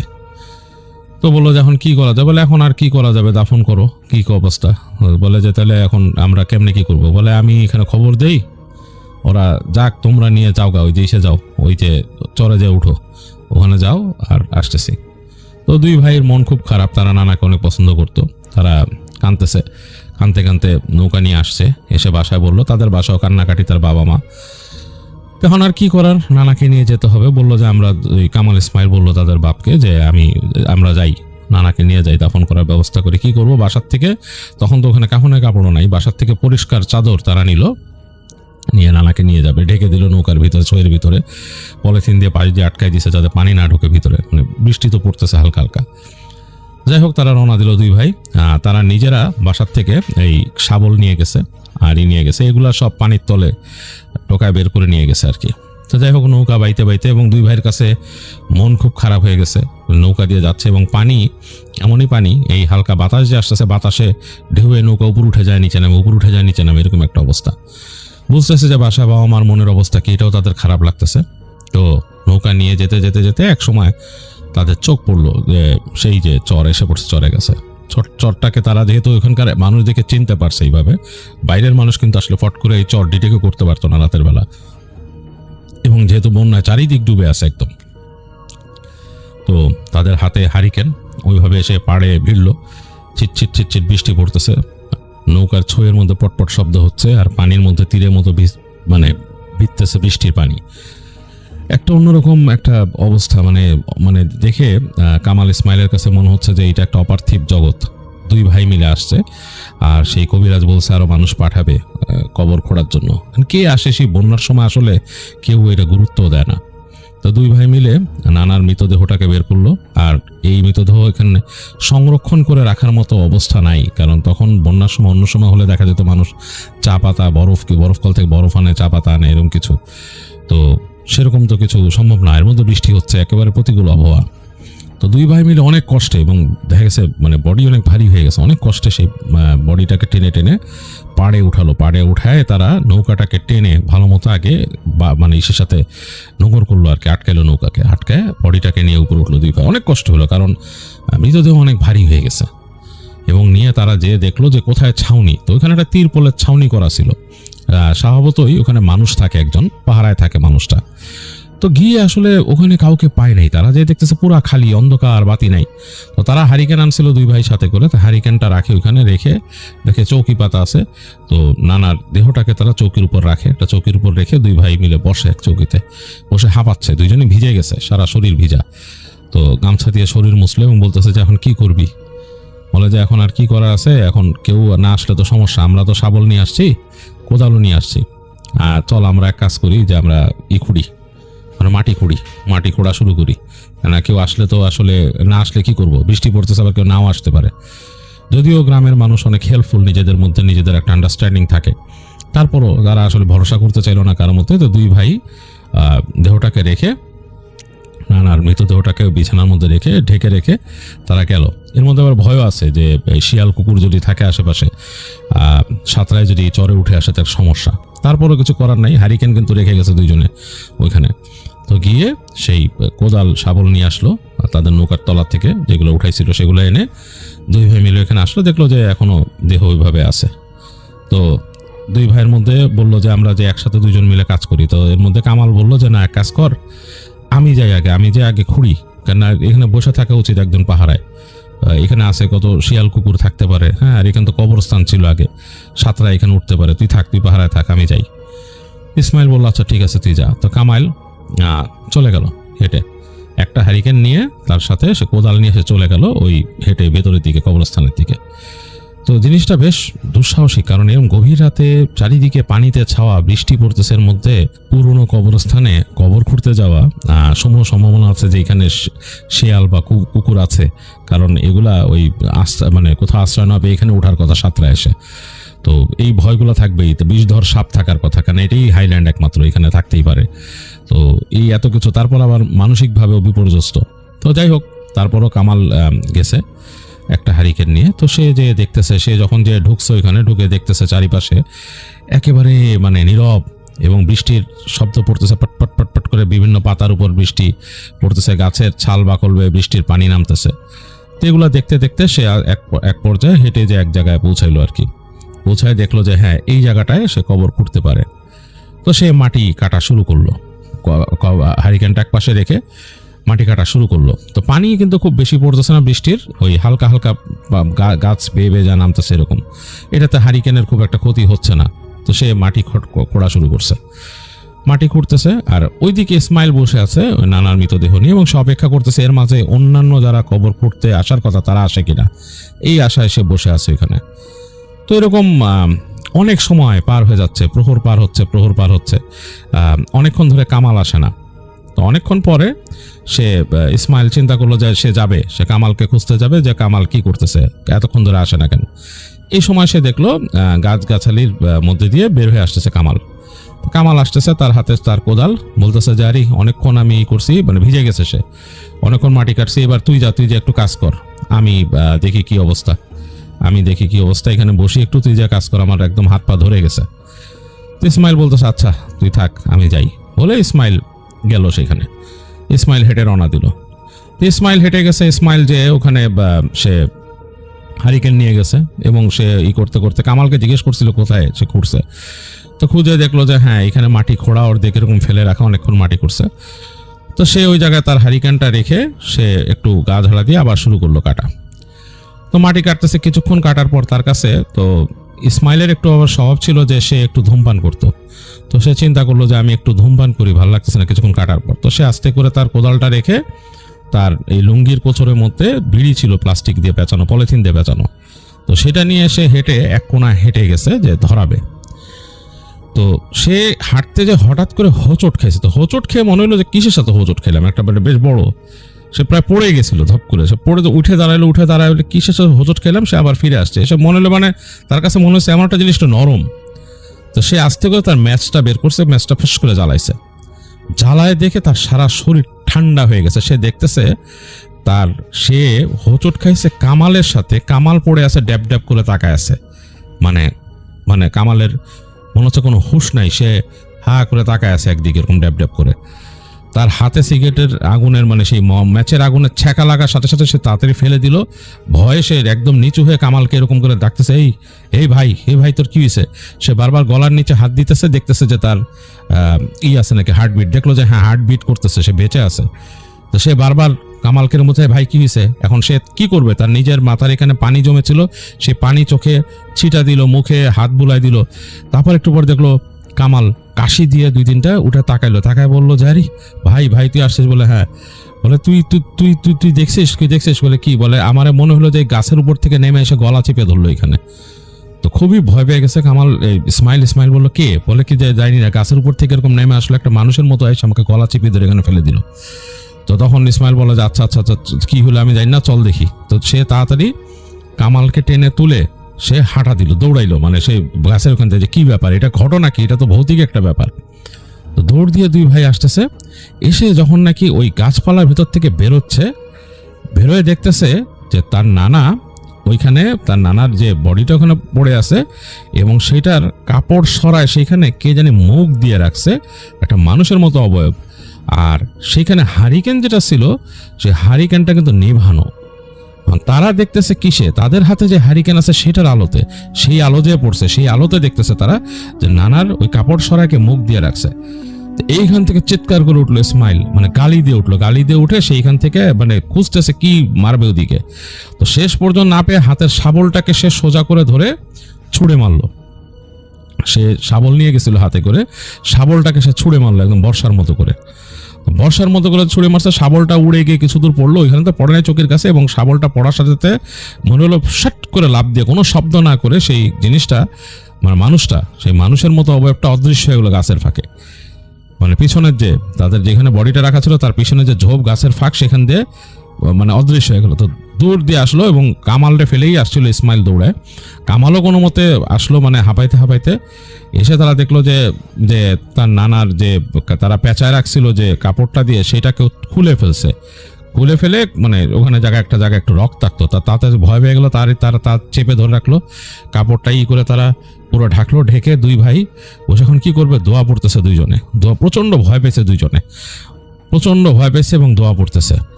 সাথে করে একটা হারিকেন নিয়ে আসছিল তারা, তো সেই হারিকেনটা রাখা তাদের থেকে একটু সামনে, সেটার আলো হালকাভাবে জ্বলতেছে।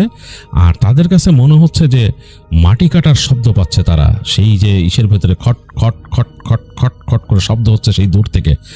তো দুই ভাই ভয়ে একদম মানে মুষড়ে গেল, মানে তাদের আসলে কোনো রকম সেন্স নাই, তারা ভয় পেতেছে এবং মনে হচ্ছে যে কি দেখছে, এটা দূর থেকে কি দেখলো ইসমাইল ভুলতে পারতেছে না। আর কামাল ভয় পাচ্ছে যে তাকে কি ধরছিল, এরকম বেহুশ করে ফেলছে গলা চেপে ধরে। তো দুই ভাই একেবারে মানে মুষড়ে গেছে আর কি।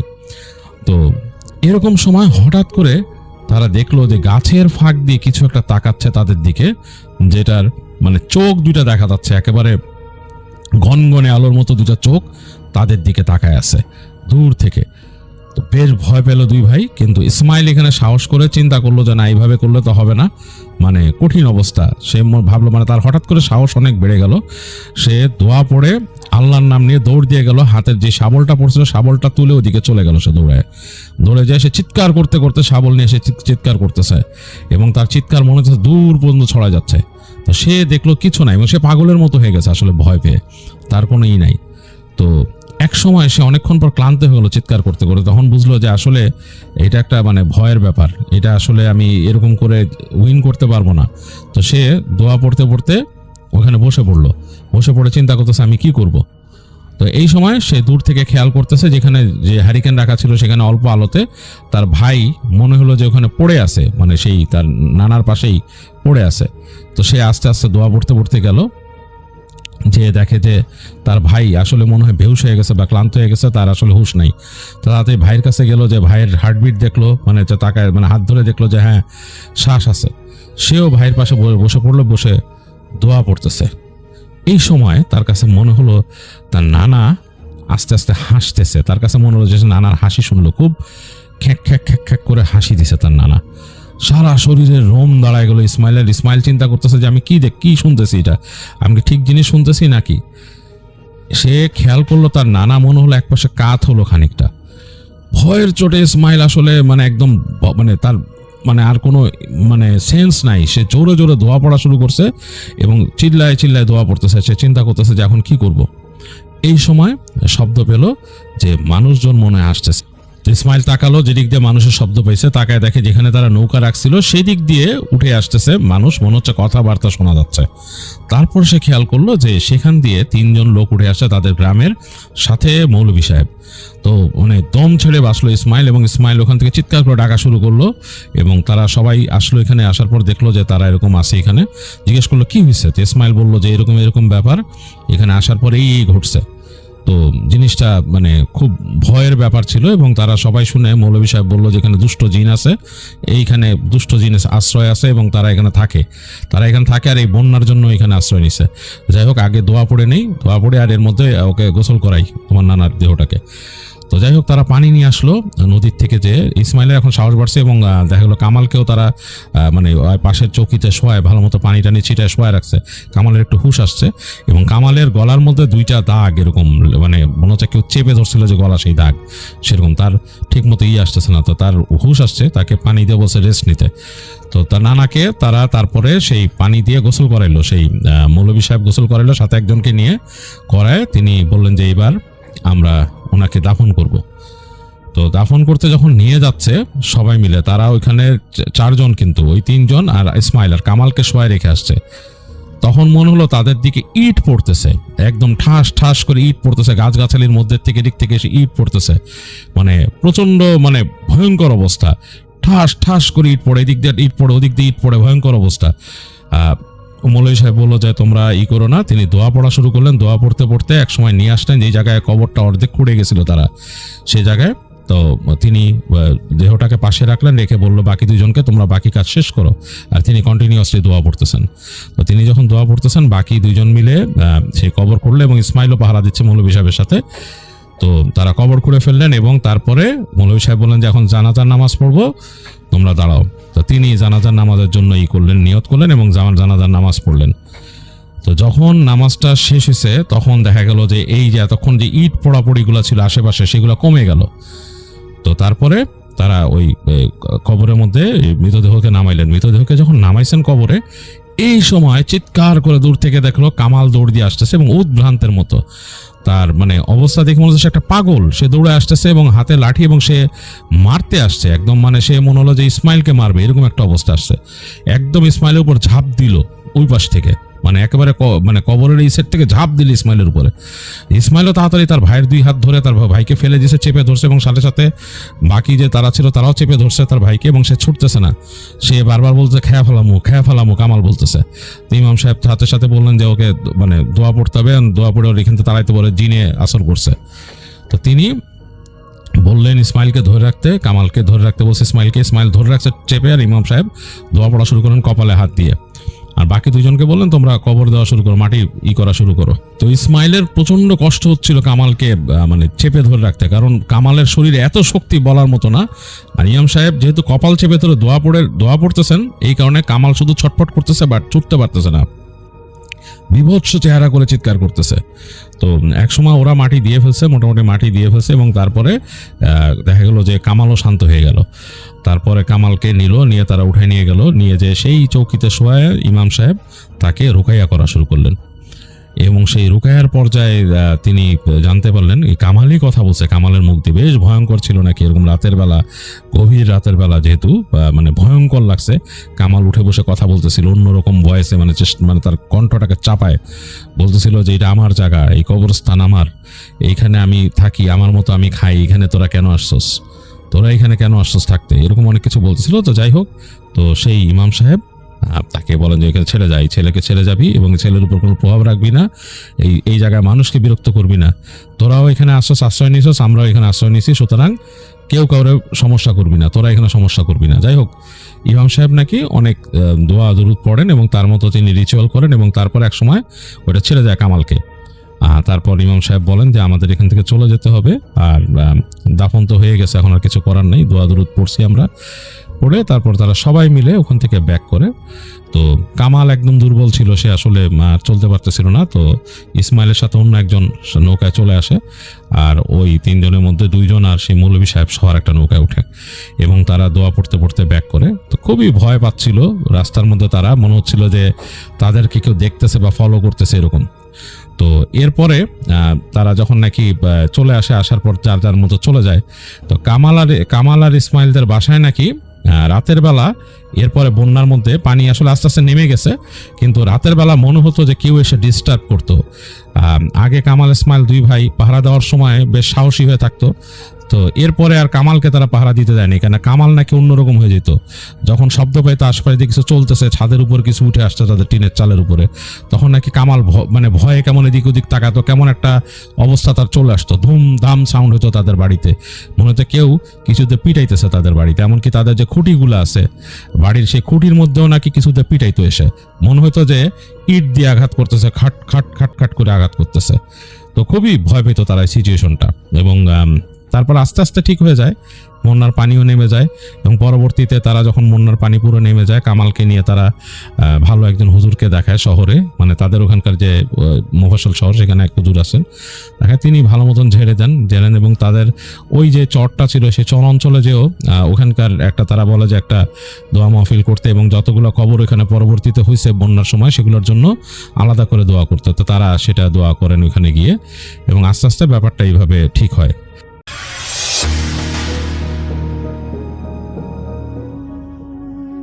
এই ঘটনাটা অলমোস্ট আমি যদি হিসেব করি বেশ অনেক বছর আগের, যখন আমি ক্লাস 4 কিংবা 5-এ পড়ি, মানে একদম প্রাইমারি লেভেলের। এবং সব কিছু আমি এই যে আমি অনেক কিছু আছে যেগুলো মনে আছে, যেগুলো মনে নেই, বাট এই ঘটনাটা আমি কখনো ভুলতে পারিনি। যে অনেক কিছুই মনে থাকে না রেগুলার লাইফে যেগুলো হয়, বাট এই ঘটনাটি এমনভাবে ঘটেছে যে আমি চাইলেও সেটা ভুলতে পারছি না। তো তাহলে ঘটনায় চলে যাই, এবং এই ঘটনাটি এক্স্যাক্ট কোন তারিখে হয়েছে সেটা আমি মনে করতে পারছি না, বাট টাইমটা ছিল একদম ভর দুপুর বেলা। তো এমনিতে নর্মালি যে কোনো কেউ যখন হরর স্টোরিটা শেয়ার করে রাতের বেলা হয় সচরাচর, বাট আমার সাথে ঘটনাটা আসলে ঠিক দুপুর বেলা ঘটেছে। আচ্ছা, এখানে আমি একটু মিমকে যদি বলে নিতে চাই যে এই ইনসিডেন্টগুলো আসলে তুমি যেমনটা বললে যে সচরাচর রাতে হয়, ব্যাপারটা একদমই এমন নয়। ব্যাপারটা হয় যখন চারপাশ নীরব থাকে এবং মানুষের আনাগোনা কম থাকে, বিশেষ করে রাত 12টা এবং দুপুর 2টা-3টা, এই সময়টা যেমনটা ভর দুপুর, যখন মানুষ কিনা সবাই নিজের বাড়িতে থাকে এবং রাস্তাঘাট আশপাশ এই জায়গাগুলোতে মানুষের আনাগোনা কম থাকে, তখনই কিন্তু অশরীরীদের অস্তিত্ব বিলীন হয়ে যায়, এমন কিন্তু নয়। একদমই তাই। এবং এই সময়টা এরকম ঠিক ভর দুপুর বেলা ছিল এবং তখন শুনশান। এবং আমি লিসনারদের জন্য আরো ক্লিয়ার করে বলতে চাই যে আমি তখন একদম একটা নির্জন একটা গ্রামে ছিলাম, একদম নর্মাল যেখানে কোনো মানুষজন নেই, একদম সেরকম একটা রাস্তা, হ্যাঁ অজপাড়া গা। এবং সেখানে হচ্ছে আমি আমার একটা বন্ধু ছিল। তো একবার হয়েছে যে আমরা দুপুরবেলা আমরা বাড়ি ফিরছিলাম, তো সেখানে আশপাশ শুনশান, কোনো দোকানপাট নেই। এবং সেটা বলছিলাম যে এখন থেকে অলমোস্ট 10-15 বছর আগের যেহেতু ঘটনাটা, তখন কিন্তু আরও মানে এখন যেরকম রাস্তাঘাটে রাতে দুপুরে সবসময় লোকজন থাকে, বাট তখন আসলে সেরকম কোনো লোকজনই ছিল না। তো আমরা দুপুরবেলা বাড়ি ফিরছিলাম, তো একটা দমকা বাতাস, প্রচণ্ড বাতাস, এবং সেখানে বৃষ্টি নেই বা এরকম যে হয় না যে ঝড় বাদলে যেমন বৃষ্টি হয় তেমন কোনো কিছু নেই, বাট প্রচণ্ড বাতাস, মানে বাতাসে সবকিছু, হ্যাঁ বাতাসে সবকিছু উড়িয়ে নিয়ে যাচ্ছে। বাতাসটা কি শুরু থেকেই ছিল না তোমরা পথ চলছো একটা রাস্তা, যে মানে হয় না যে অনেক জায়গায় থাকে যে ঘরবাড়ি থাকে, বাট ওই জায়গাটাতে কিছুই ছিল না। হ্যাঁ, গ্রামে বিস্তীর্ণ জায়গা এমন থাকে যে মেঠো পথ, চারপাশে শুধুই গাছ, ওই যে ধান ক্ষেত ছিল। এবং সেই ধান ক্ষেতটা এমন না যে শুকনো ধান ক্ষেতে লোকজন থাকে, বাট সেখানে একদম নর্মাল যখন ধান চাষ করা হয় একদম পানি কাদা থাকে, সেই টাইমটাতে আসলে ওই টাইমটাতে ওখানে কোনো লোকজনও ছিল না, মানে ধান বপন করা হয়ে গেছে, সেখানে আর মানুষ থাকার প্রয়োজন নেই ঠিক ওই টাইমটাতে। এবং আমরা যে রাস্তাটা থেকে হাঁটছিলাম একদম স্ট্রেইট একটা রোড, মানে সেখানে কোনো মোড় ছিল না, কোনো বাঁক ছিল না, একদম স্ট্রেট ভাবে হাঁটছিলাম। এবং আমি এবং আমার বন্ধু ছিল আমার সাথে, একদম দুজনই ছোট।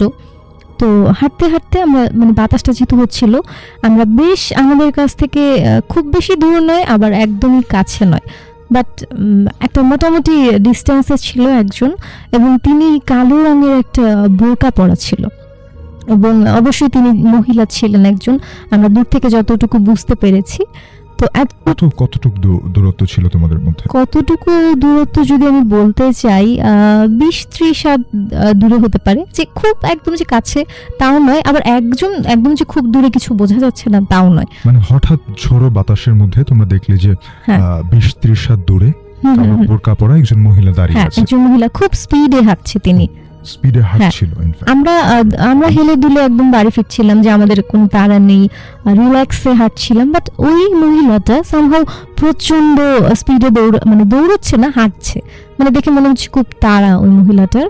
এবং উনি যেহেতু বোরকা পরা ছিলেন, এবং নর্মালি বোরকা ঢিলে ঢালা হয়, এবং সেটা আরো বেশি বাতাসে মানে উঠছিল, ফুলে যাচ্ছিল, একদম দূর থেকেই আর কি বোঝা যাচ্ছিল যে উড়ে যাচ্ছে, এরকম একটা অবস্থা। তো যেটা বলছিলাম যে স্ট্রেইট একটা রোড ছিল, তো আমরা এটাকে খুব স্বাভাবিক একটা ব্যাপার হিসেবেই নিয়েছি যে না, বাতাস হচ্ছে, গাছপালা সবকিছু বাতাসে সবকিছু উঠছে, বাট নর্মাল একটা ব্যাপার, এটা ভেবেই আর কি সামনের দিকে এগোচ্ছিলাম। তো এগোতে এগোতে বলছিলাম যে রাস্তাটা যেহেতু স্ট্রেইট, এবং রাস্তাটায় হাঁটতে হাঁটতে একটা মোড় চলে আসলো।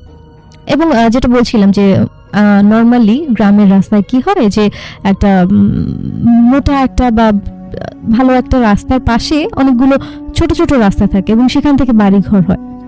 বাট ওই রাস্তাটাতে হচ্ছে মেইন রোড আর কি ছিল, যেহেতু মেইন রোডের পাশে ধান খেতে ছিল, কোনো আশেপাশে কোনো গলি, আমরা যেটাকে বলি গলি বা চিকন কোনো সরু রাস্তা, এরকম কিছুই ছিল না, বাড়ি ঘরও ছিল না। মোড়ের জন্য এই কথাটা কেন বলছি বারবার, যেখানে কোনো অন্য কোনো জায়গায় যাওয়ার কোনো ওয়ে ছিল না, শুধুমাত্র ধান ক্ষেত ছাড়া। আর ধান ক্ষেতের কথা বললাম যে ধান ক্ষেত শুকনো ছিল না, একদম পানি এবং কাদা থাকলে যেরকমটা হয়, যেখানে সচরাচর কেউ নামে না সেরকম, এবং সব পরিষ্কার, মানে একদম দেখা যাচ্ছে যে উঁচু উঁচু ধান ক্ষেত হলে তো সেখানে মানুষজন দেখা যাবে, তো ওখানে সবকিছু দেখা যাচ্ছে। তো মোড়টা নিতেই আমি বলছিলাম যে ওই মহিলাটা আমাদের কাছ থেকে একটু দূরে ছিল, এবং মহিলাটার যত সামনে যাচ্ছি মহিলাটার স্পিড তত বেড়ে যাচ্ছে, যে এত দ্রুত কেন হাঁটছে। তো তখন আমরা নোটিস করলাম যে কি হচ্ছে, উনি এভাবে কেন হাঁটছে, আর বাতাসটা এত অস্বাভাবিক কেন। নর্মালি বাতাস বওয়ার ব্যাপারটা ভালো লাগে, বাট এই বাতাসটাতে কেমন যেন অন্যরকম একটা, ঝড় ছাড়া আসলে কোনো কারণে এত বাতাস তো বৃষ্টি নেই, কিছু নেই, এমন কেন, মানে একটা স্তব্ধতা কাজ করছে। মানে তখন কোনো ওই রোডে কোনো রিক্সা বা কিছুই দেখতে পাচ্ছি না। তো কেমন একটা নিজেদের মধ্যে, মানে আমাদের দুজনের মধ্যে একটা কাজ করছে। তো ভাবলাম যে না, এখানে তো এখন তো রাত না যে ভয় পাওয়ার মতো কিছু। তো সামনের দিকে এগোলাম, এগোতে এগোতে যেই মোড়টা নিয়েছে, তো মোড়টা নিতেই আমরা সামনের দিকে তাকিয়ে দেখি যে ওই মহিলাটা নেই। সেই বোরকা পরা, কালো কালারের যে বোরকা পরা যে মহিলাটা ছিলেন, তাকে আর দেখতে পেলাম না। এখন আমরা ভাবলাম যে উনি কোথায় গেল। যদি নর্মালি সেখানে কোনো গলি থাকতো, সেখানে যদি কোনো বাড়ি ঘর থাকতো বা অন্য কিছু থাকতো, তাহলে মহিলাটা নিশ্চয়ই সেখানে যেত। বাট বিলিভ মি শাফিন, এখানে কিছু ছিল না, শুধু একটা মোড় পেরোলে মানে অন্য একটা রাস্তা, মানে ওই রাস্তাটাই মোড় পেরোলে যেমনটা হয়, মানে চোখের আড়াল হওয়ার মতো কোনো অবস্থা, চোখের আড়াল হওয়ার মতো কিছুই নেই। মানে দুপাশেই হচ্ছে ধান ক্ষেত ছিল, এবং সেখানে মানে একটা মানুষ অদৃশ্য হয়ে যাওয়ার মতো কোনো ব্যাপারই নেই, কারণ কর্পূরের মতো মানুষটা তো আর উবে যেতে পারে না। কোথায় গেল এটা নিয়ে আর কি আমরা দুজনে তখন আর কি এতক্ষণ যতটা স্বাভাবিক ছিলাম, ততটাই হচ্ছে অস্বাভাবিক হয়ে গেলাম, যে কোথায় গেল, কিভাবে গেল, কোথায় গেল। আমরা ওই মোড়টাতে দাঁড়িয়ে এদিকে ওদিকে বহুত মানে ভাবে উকি দিয়ে দেখার চেষ্টা করছিলাম যে কোথায় আছে, বাট যাওয়ার তো কোথাও কোনো জায়গা নেই, দুপাশেই ধান ক্ষেত, তাহলে কোথায় যাবে। তো তখন একটা ভয় কাজ করলো। পরে আমার সাথে যে বন্ধুটা ছিল, তো ও আমাকে বলছে যে ধর এসব ব্যাপার, উনি জোরে জোরে হেঁটে বোধহয় চলে গিয়েছে, যে আমরা সামনে যতটুকু দেখতে পাচ্ছি উনি বোধহয় খুব জোরে হেঁটেছে, চলে গিয়েছে। তো বললাম আচ্ছা ঠিক আছে, এটা নিয়ে আর সিরিয়াস ভাবার কিছু নেই। তো সামনে যেতে যেতে ধান ক্ষেতটা শেষ হলো। তো ধান ক্ষেতটা শেষ হওয়ার পরে সেখানে হচ্ছে আবার আরেকটা হচ্ছে, সেটা স্কুল বলবো না মাদ্রাসা বলবো, একটা ছোট্ট একটা ওরকম ছিল, এবং সেখানে ছোট মাঠের মতো ছিল। তো বললাম যে আমরা দুজনেই যেহেতু ছোট, তো স্কুল থেকে বাড়ি ফেরার সময় আমরা এরকম করতাম যে এখানে সেখানে ঘুরে ফিরে তারপরে বাড়ি ফিরতাম। তো সেজন্য আর কি ওখানে দাঁড়ালাম, আমরা দাঁড়িয়ে ভাবলাম যে এত তাড়াতাড়ি বাসায় ফিরে যাব, এর চেয়ে আমরা একটু এখানে সময় কাটাই। তো এই কারণে, আর যেহেতু বললাম যে বাতাসটা দেখে আমরাও একটু জোরে জোরে হাঁটছিলাম, তো ভাবলাম যে না, বাড়ি ফিরে গেলে তো আসলে আর বেরোতে দিবে না মা, তো এখানে একটু বসে আমরা একটু খেলি বা কিছু করি। হ্যাঁ, ছোট যেহেতু ছিলাম, তো ওখানে বসে আমরা একদম যে বললাম না যে কোনো রাস্তায় কোনো মোড় নেই, শুধু ওখানে একটা ছোট্ট একটা জায়গার মতো ছিল, মাঠের মতো ছিল, এবং সেখানে অন্য কেউ ছিল না আর কি। দুপুরবেলা তো সবাই আসলে যে যার মতো খাচ্ছে বা ঘুমোচ্ছে, রেস্ট নিচ্ছে। তো সেখানে দেখলাম যে ওখানে আমরা বসে একটু মানে নিজেদের মতো করে খেলতে শুরু করলাম। তো এরপরে আমরা পেছনের দিক তাকিয়ে দেখি উনি সামনে দাঁড়িয়ে। কিন্তু এটা মানে বিলিভ করবা না তুমি যে ওখানে ওনার কোনো আসার কোনো প্রশ্নই ছিল না।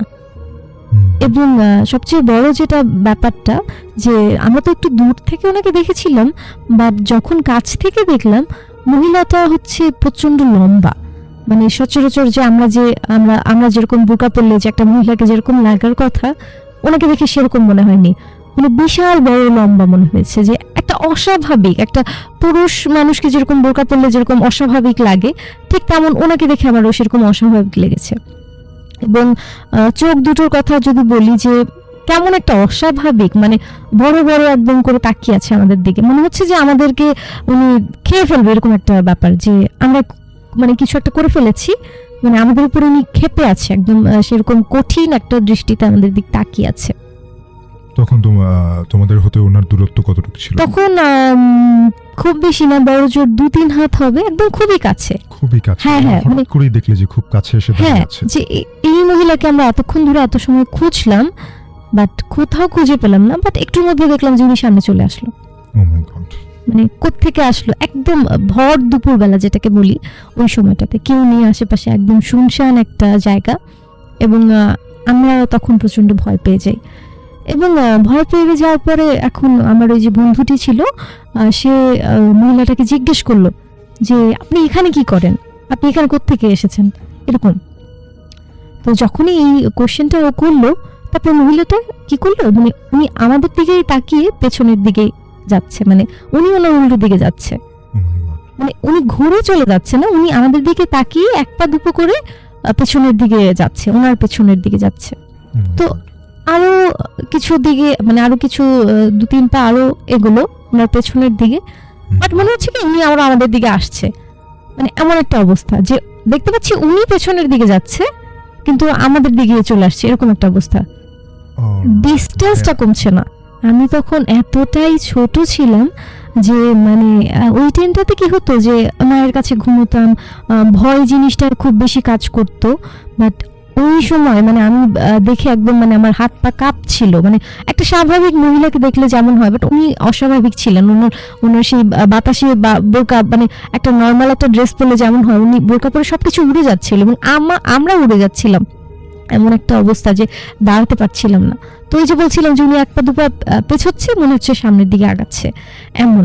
তো পরে ওনার ওই অবস্থাটা দেখে আমরা মানে ওই আমাদের যে ব্যাগ, আমাদের সাথে যা ছিল, মানে আমরা যেমন ছিলাম আমরা ঠিক তেমন ভাবে মানে যে যার মতো পাচ্ছি দৌড়চ্ছি, যে কিছু ছেড়ে ছুড়ে তোমরা দুজন দৌড় দিলে। তারপরে আমরা দৌড়তে আরেকটু সামনে এগোলাম। সামনে এগোনোর পরে এখন আর কি একটু যে আশ্বস্ত হলাম যে উনি দূরে আছে, আমাদের ধরতে পারবে না। তখন আবার পেছনের দিকে ফিরলাম, ওনাকে আর খুঁজে পেলাম না। যে উনি আর সে আগের জায়গাটাতে ছিল না? না, ওনাকে আর কোথাও খুঁজে পেলাম না। অথচ জায়গাটা ওই সেম, কোনো মোড় নেই, কোনো গলি নেই, কিছু নেই, উনি ওই জায়গাটাতে আর নেই। তখন বাতাসটাও থেমে গিয়েছে। এরপরে আমরা আসলে ওই রোডে যখনই দুপুরবেলা হয় আমরা একা একা এভাবে আসি না। যদি আমরা দুজন ছিলাম তাও এরকম আমরা দুজন আর যাইনি। এরপর থেকে আমরা গ্রুপ করে আসতাম কিংবা রিক্সায় করে আসতাম, হেঁটে হেঁটে এই যাওয়ার আর সাহসটা পাইনি। এবং এরপরে আমি বা আমার সাথে যে বন্ধুটি ছিল কখনোই আর তাকে ওই রোডে ওই রাস্তায় দেখতে পাইনি।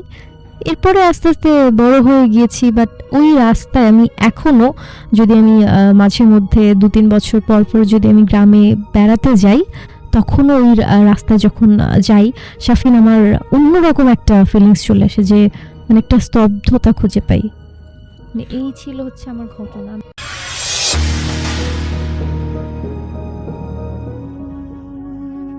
আমি আজকে যে ঘটনাটি শেয়ার করতে যাব সেটা কখনো ভাবিনি কারোর সাথে শেয়ার করতে পারবো, কারণ একটাই এই ইনসিডেন্টটা হওয়ার পর আমি সহ আমার পুরো পরিবার প্রায় অনেক দিন ট্রমাটাইজ ছিলাম।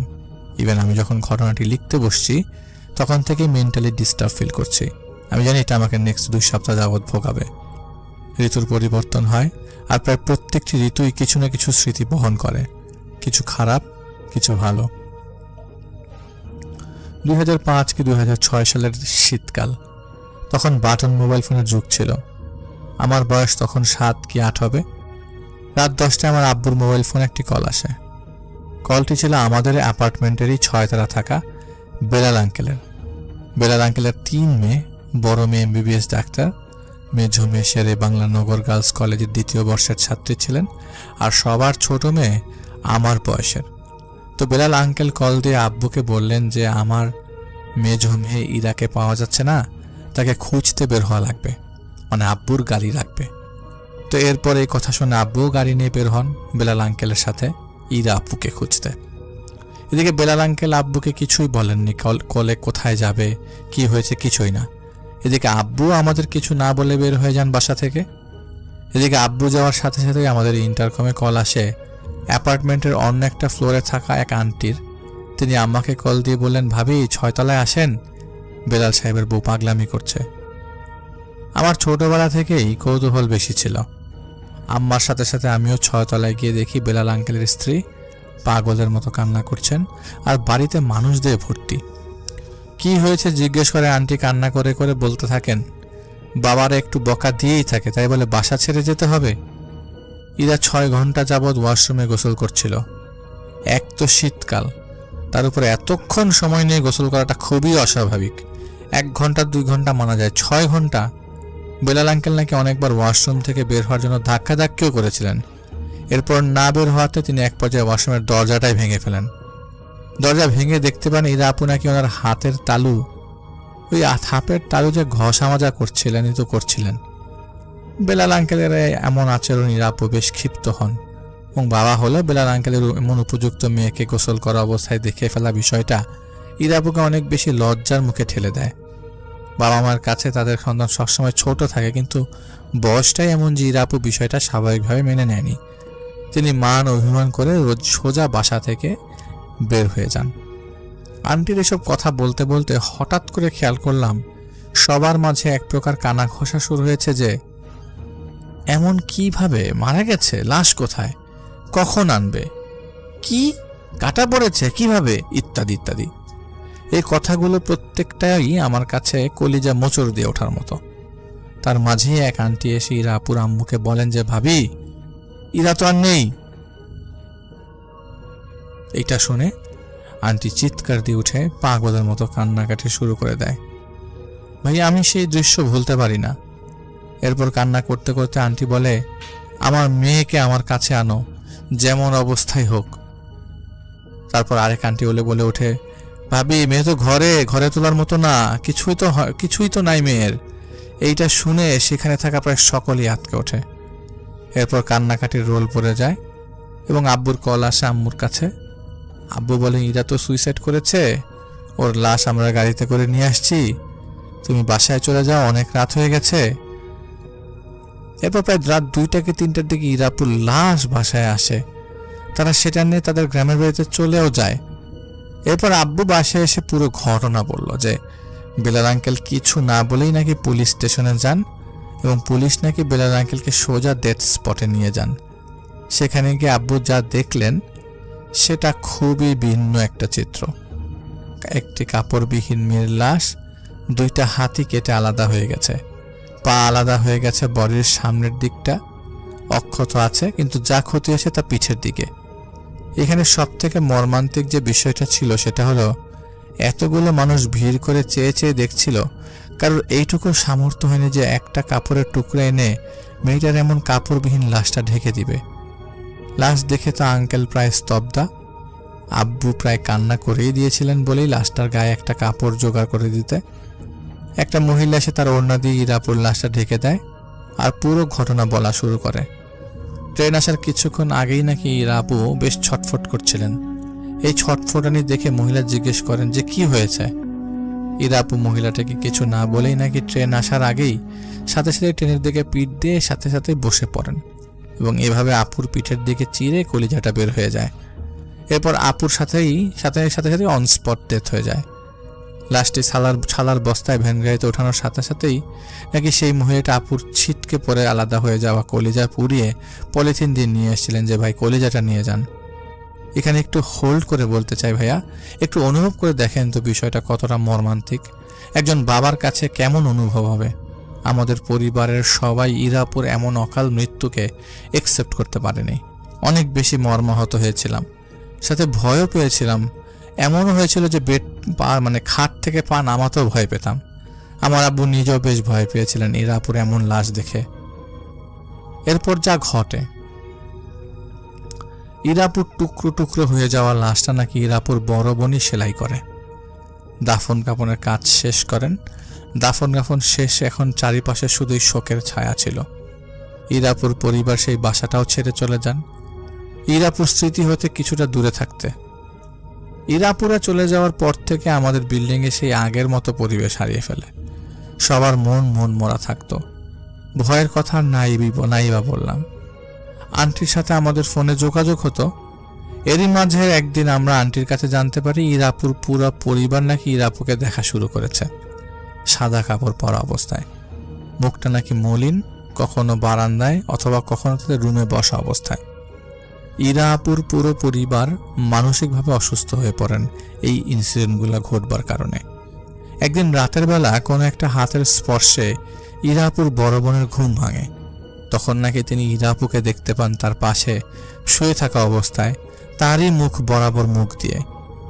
তখন তিনি নাকি কিছুই বলতে পারছিলেন না, কিন্তু সাদা কাপড় পরিহিত অবস্থায় ইরাপু নাকি তার মুখের দিকে তাকিয়ে বলছিল, আপু আমার না অনেক একা লাগে রে, আমি তোকে আমার সাথে করে নিয়ে যাব, তুই যাবি আমার সাথে? ইরাপুর বড় বোন অজ্ঞান হয়ে যায়। এরপর থেকেই নাকি এরকম ঘন ঘন তারা ইরাপুকে দেখতে পাচ্ছিলেন। অন্য আরেকদিন বেলাল আঙ্কেল রাতের বেলা ওয়াশরুম থেকে বের হয়ে তার বিছানার দিকে যেতে যেয়ে দেখেন ইরাপুর রক্ত মাখা বিচ্ছিন্ন লাশ তার বিছানায় পড়ে আছে। একটা ভার ভাবা যায় কি যে একটা মানুষ, একটা বাবা তার মেয়ের এমন একটি লাশ আমারও দেখতে পাচ্ছেন, যেখানে একেবারেই দেখা কোনো সাধারণ মানুষের পক্ষে অসম্ভব। অন্য আরেক দিনের কথা, আন্টির মাঝরাতে ঘুম ভেঙে যায়। ঘুম ভাঙার সাথে সাথে আন্টি দেখেন যে ইরাপু সেই সাদা কাপড় পরা অবস্থায় বিছানার সাইডে হেলান দিয়ে বসে আছে। এইভাবেই প্রায় অনেকদিন চলতে থাকে। জিনিসটা একটু প্যারানর্মাল বুঝলে বেলাল আঙ্কেল তার পরিবার সহ হুজুরের কাছে যায়। তখন হুজুর নাকি তাদের বলেছিলেন, দেখেন এটা তো অপমৃত্যু, এরকম হওয়াটা যে খুবই একটা অস্বাভাবিক না হলে অস্বাভাবিকও না, আপনারা তার নামে কিছু দান সাদকা করেন, সে মনে হয় ভালো নাই। হুজুরের কথা মতো বেলাল আঙ্কেল পরিবার মানুষদের খাওয়ানোর জন্য এবং ইরাপুর নামে একটা গরু জবাই করেন, যার মাংস আমাদের দিতে আমাদের বাসায় আসার পর এইসব কথাগুলো আমাদেরকে বলেন। আন্টির কাছে আরও জানা যায় যে নাকি ইরাপু এর আগেও অনেকবার সুইসাইড অ্যাটেম্প্ট নিয়েছিলেন। আপুর সুস্থতার জন্য নাকি মিলাদের আয়োজনও করা হয়েছিল। এই মিলাদের তবারক আমরা পেয়েছিলাম, কিন্তু তখন আন্টির এই কারণটা গোপন রেখেছিলেন, যা আমাদের এখন জানানো হয়েছে। এখন আন্টিদের কি অবস্থা তা আমাদের জানা নেই, কারণ এরপর থেকে সবাই যে যার মতো ব্যস্ত। আর যেহেতু বাসা চেঞ্জ হয়ে গেছে, তাই সেভাবে আর খবর নেওয়ার কথাই মাথায় আসে না।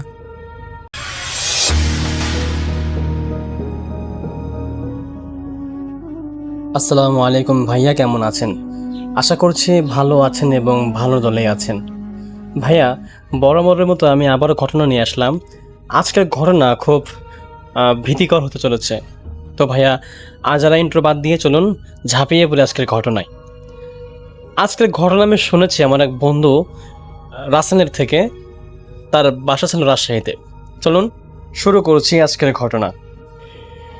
এই ঘটনাটি শোনা যায় বাংলাদেশের এক প্রত্যন্ত গ্রামের মানুষের মুখে মুখে।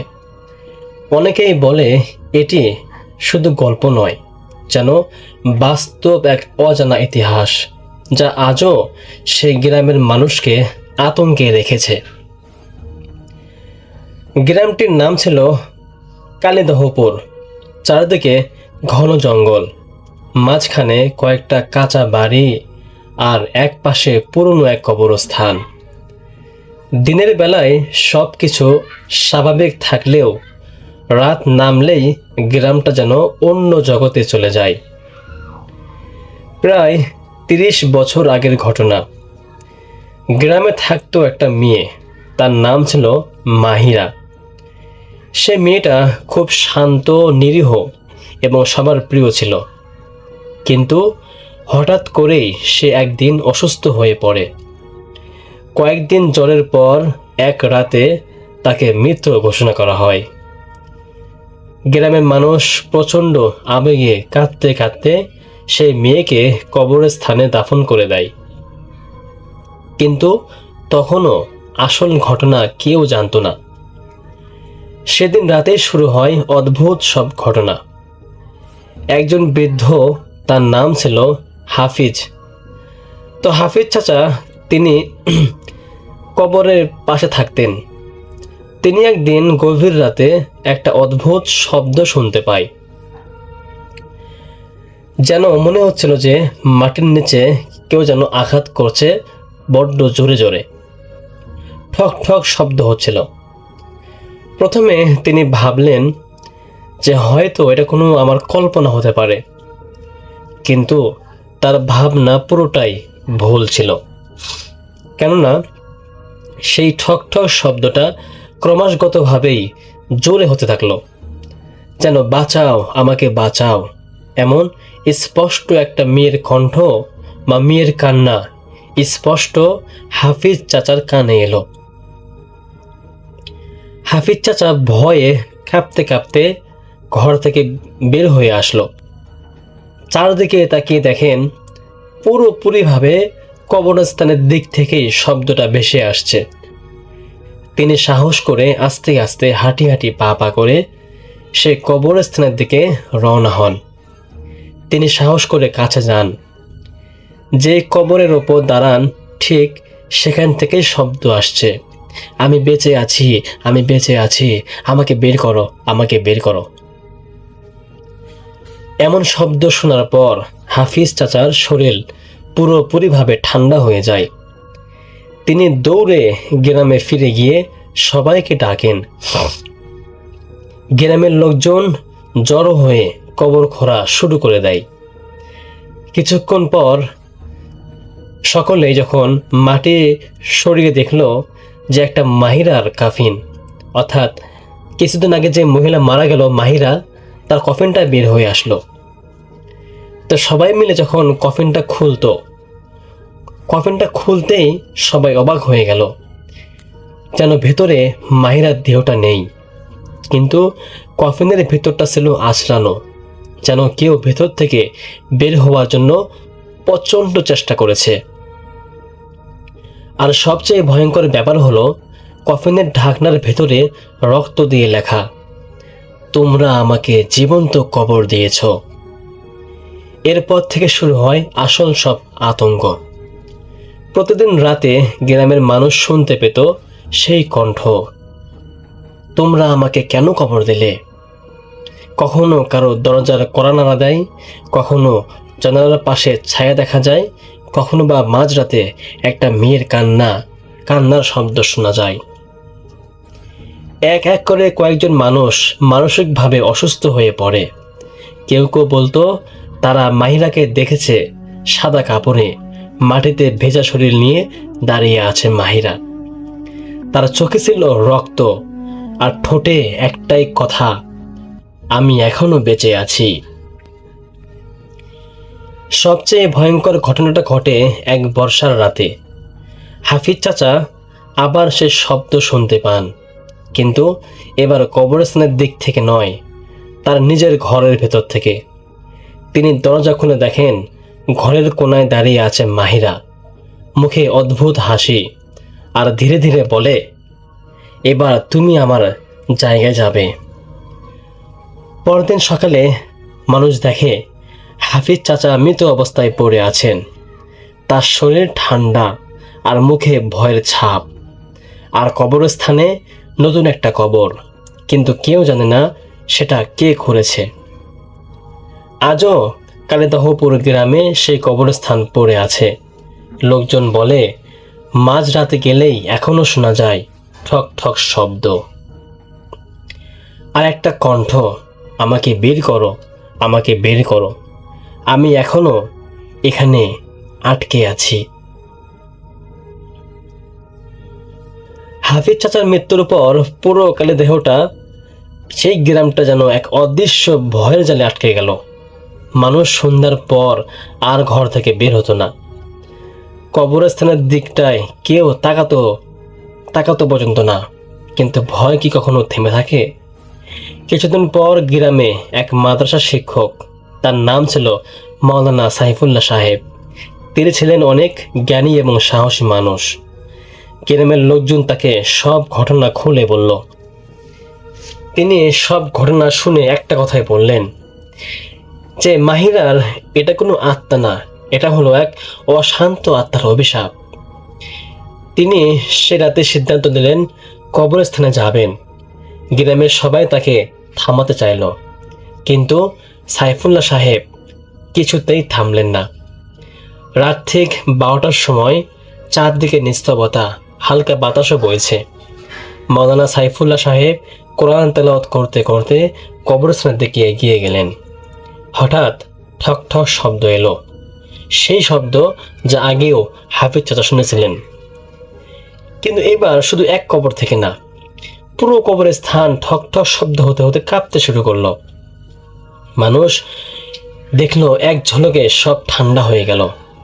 আর তারপর সাইফুল্লাহ সাহেব দেখলেন মাটির উপরে ধীরে ধীরে উঠে আসছে একটা ছায়া, সাদা কাপড়, এলোমেলো চুল, রক্তাক্ত মুখ।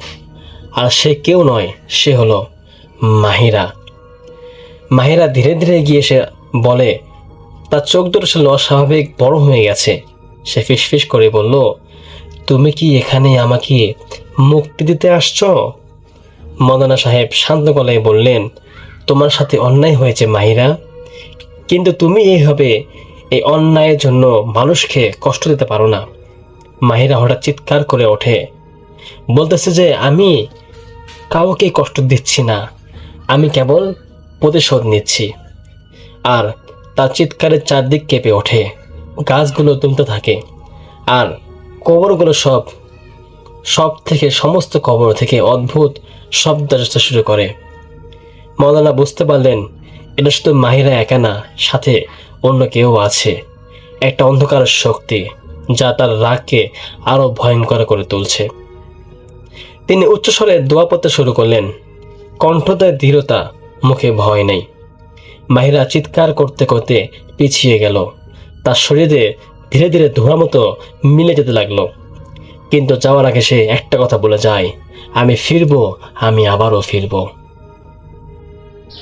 আজকের মধ্যে এতটুকুই ভাইয়া, আশা করছি আপনাদের গল্পটা ভালো লেগেছে। বিশেষ করে যারা অডিয়েন্স রয়েছেন তাদের কাছে আমার আকুল আবেদন, আপনারা অবশ্যই যারা ধৈর্য সহকারে এতক্ষণ পর্যন্ত ঘটনা শুনলেন, আপনারা অবশ্যই আপনাদের মূল্যবান মতামত কমেন্ট সেকশনে জানাবেন।